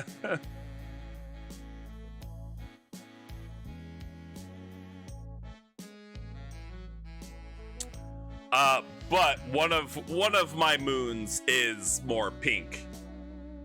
It's got a slight pinkish reddish tint to it.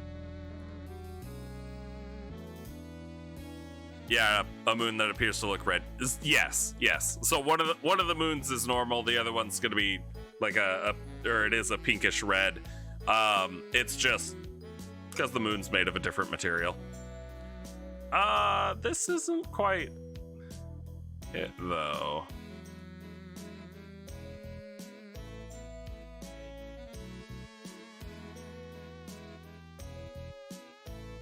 We're 5.5.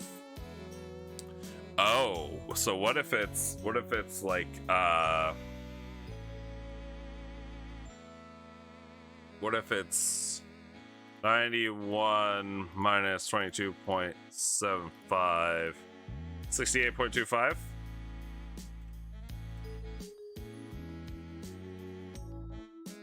Uh.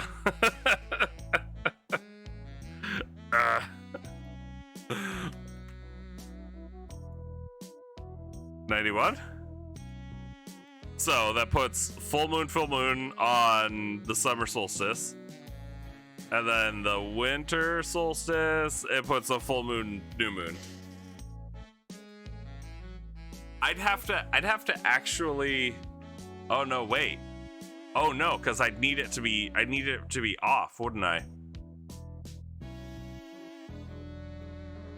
What's 91 plus 45? 136? Nope, not quite there. Not quite there. Don't you love math?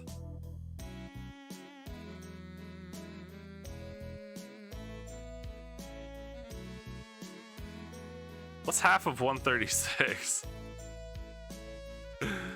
68? Okay, let's try that. I will get this. Okay, so full moon. The winter should be new moon. Oh, so close. So close.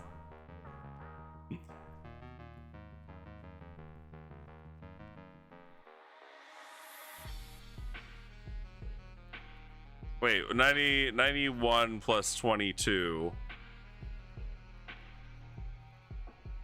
It's 113.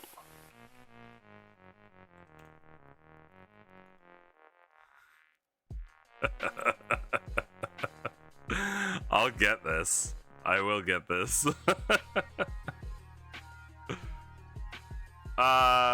Let's see. Like 75? I don't know. No.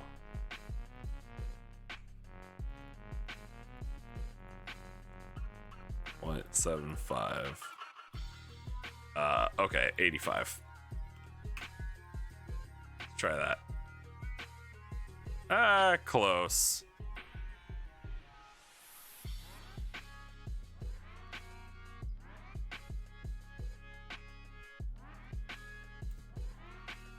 We're getting so close. We're getting so close. I know I can make this work. Yeah, I'm so close. I'm so close with this.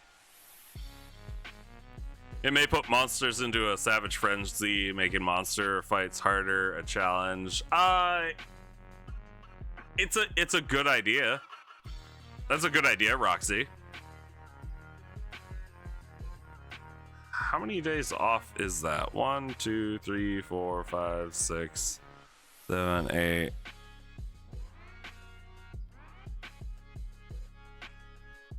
Like 1, 2, 3, 4, 5, 6, 7, 8, 9, 10, 11.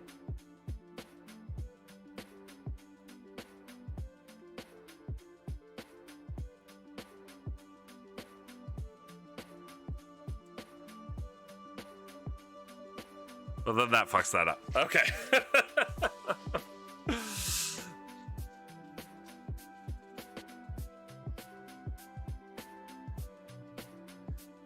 It's like, think of punishments for the wheel. Yeah.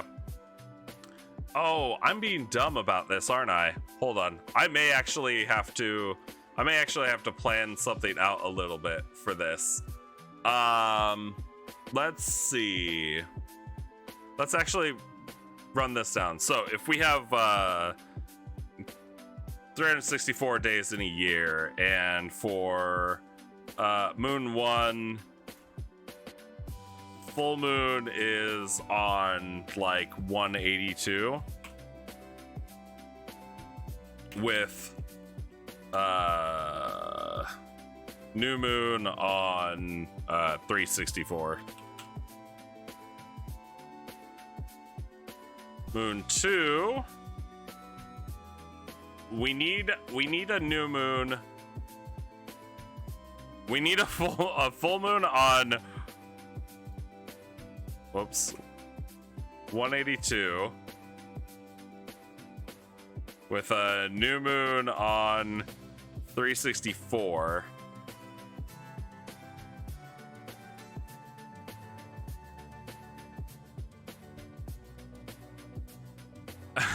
Don't blink the one. Yeah. Okay, this is actually gonna take some real thought, because if I want a very specific pattern,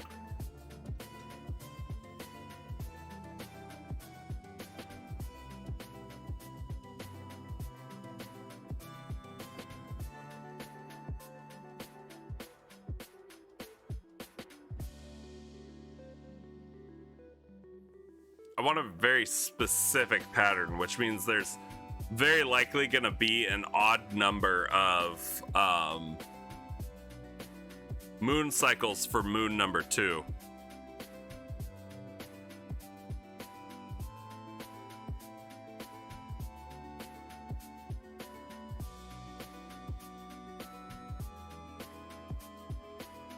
Which, let me look at this one. How long does this apparent full moon last for the big one?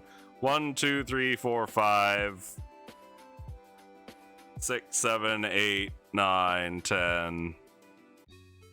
What is that? 11, 12, 13, 14, 15, 16, 17, 18? No. 16. Like 16 days of full moon. Which, actually, should probably be shifted by like that much instead.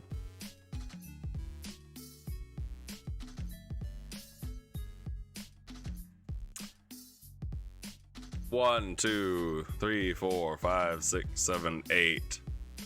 1, 2, 3. Unless I'm looking at this wrong.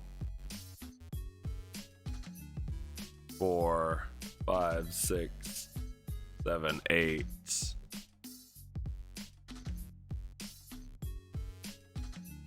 Okay.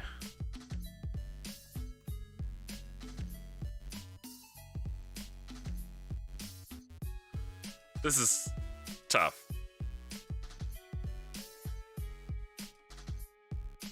I don't know. I'll definitely have to play around with this. I'm gonna keep this up. I'm gonna play around with it. I've also got to get the numbers right, because I can math my way through this for sure. But yeah, I'll definitely be tackling this, or I'll be using that website if I can. Meatball, does that website let you? Well, yeah, it should let you export as a file that you can print, right? Because that would be cool. Otherwise, I don't know. I've got actual holidays listed on my calendar now, so it doesn't seem as empty anymore. Yes, perfect, great. That's what I'll likely do in the future. But yeah, I'll have to play around with that website this week and see how it all comes out.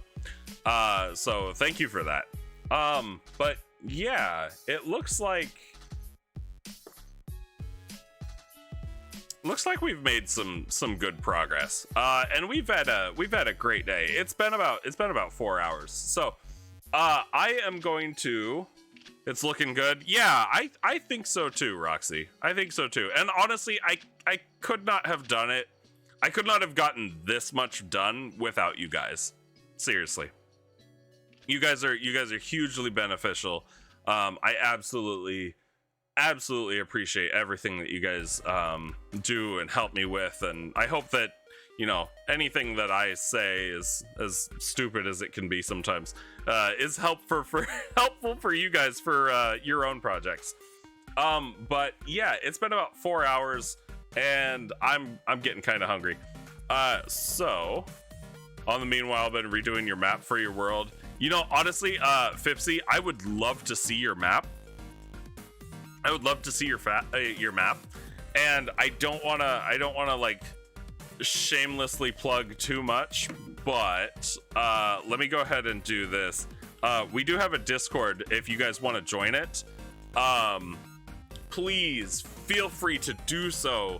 I always welcome anybody that wants to chat it up while I'm not streaming. It's a great way to keep in touch, a great way to ask more about this D&D homebrew stuff, or thanks, sometimes you have dumb ideas. We all have dumb ideas, Roxy. You're among like friends. But yeah, feel free to join the Discord, you guys. I'd love to keep in touch with you guys, answer questions. I'm not as active as I would like to be, but I've also got 2 kids and a wife and life outside. But Discord's on my phone. I've always got my phone on me, so I always try to respond to various things. And it's not just my Discord, but a couple other guys. But a lot of you are already on there, and just super awesome. I'm really happy with the community that we're growing here. Like I absolutely love you guys.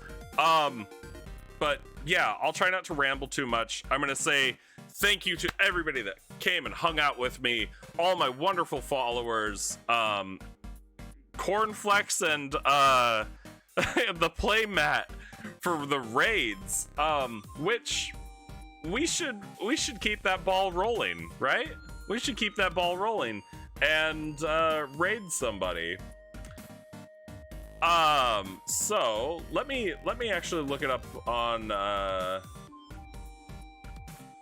let me look it up, see if there's anybody else. I wanna see if we can find somebody else that's maybe doing some planning, stuff like that. Can't enter Discord. Uh-oh. What error is it giving you?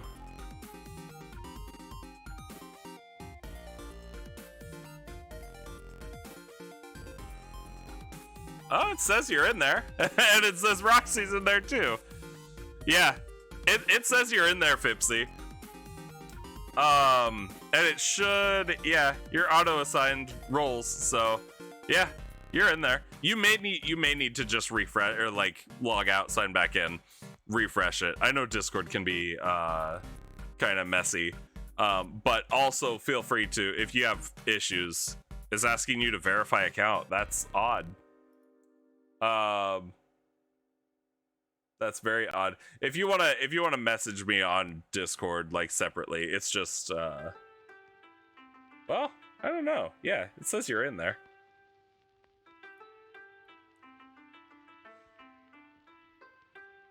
And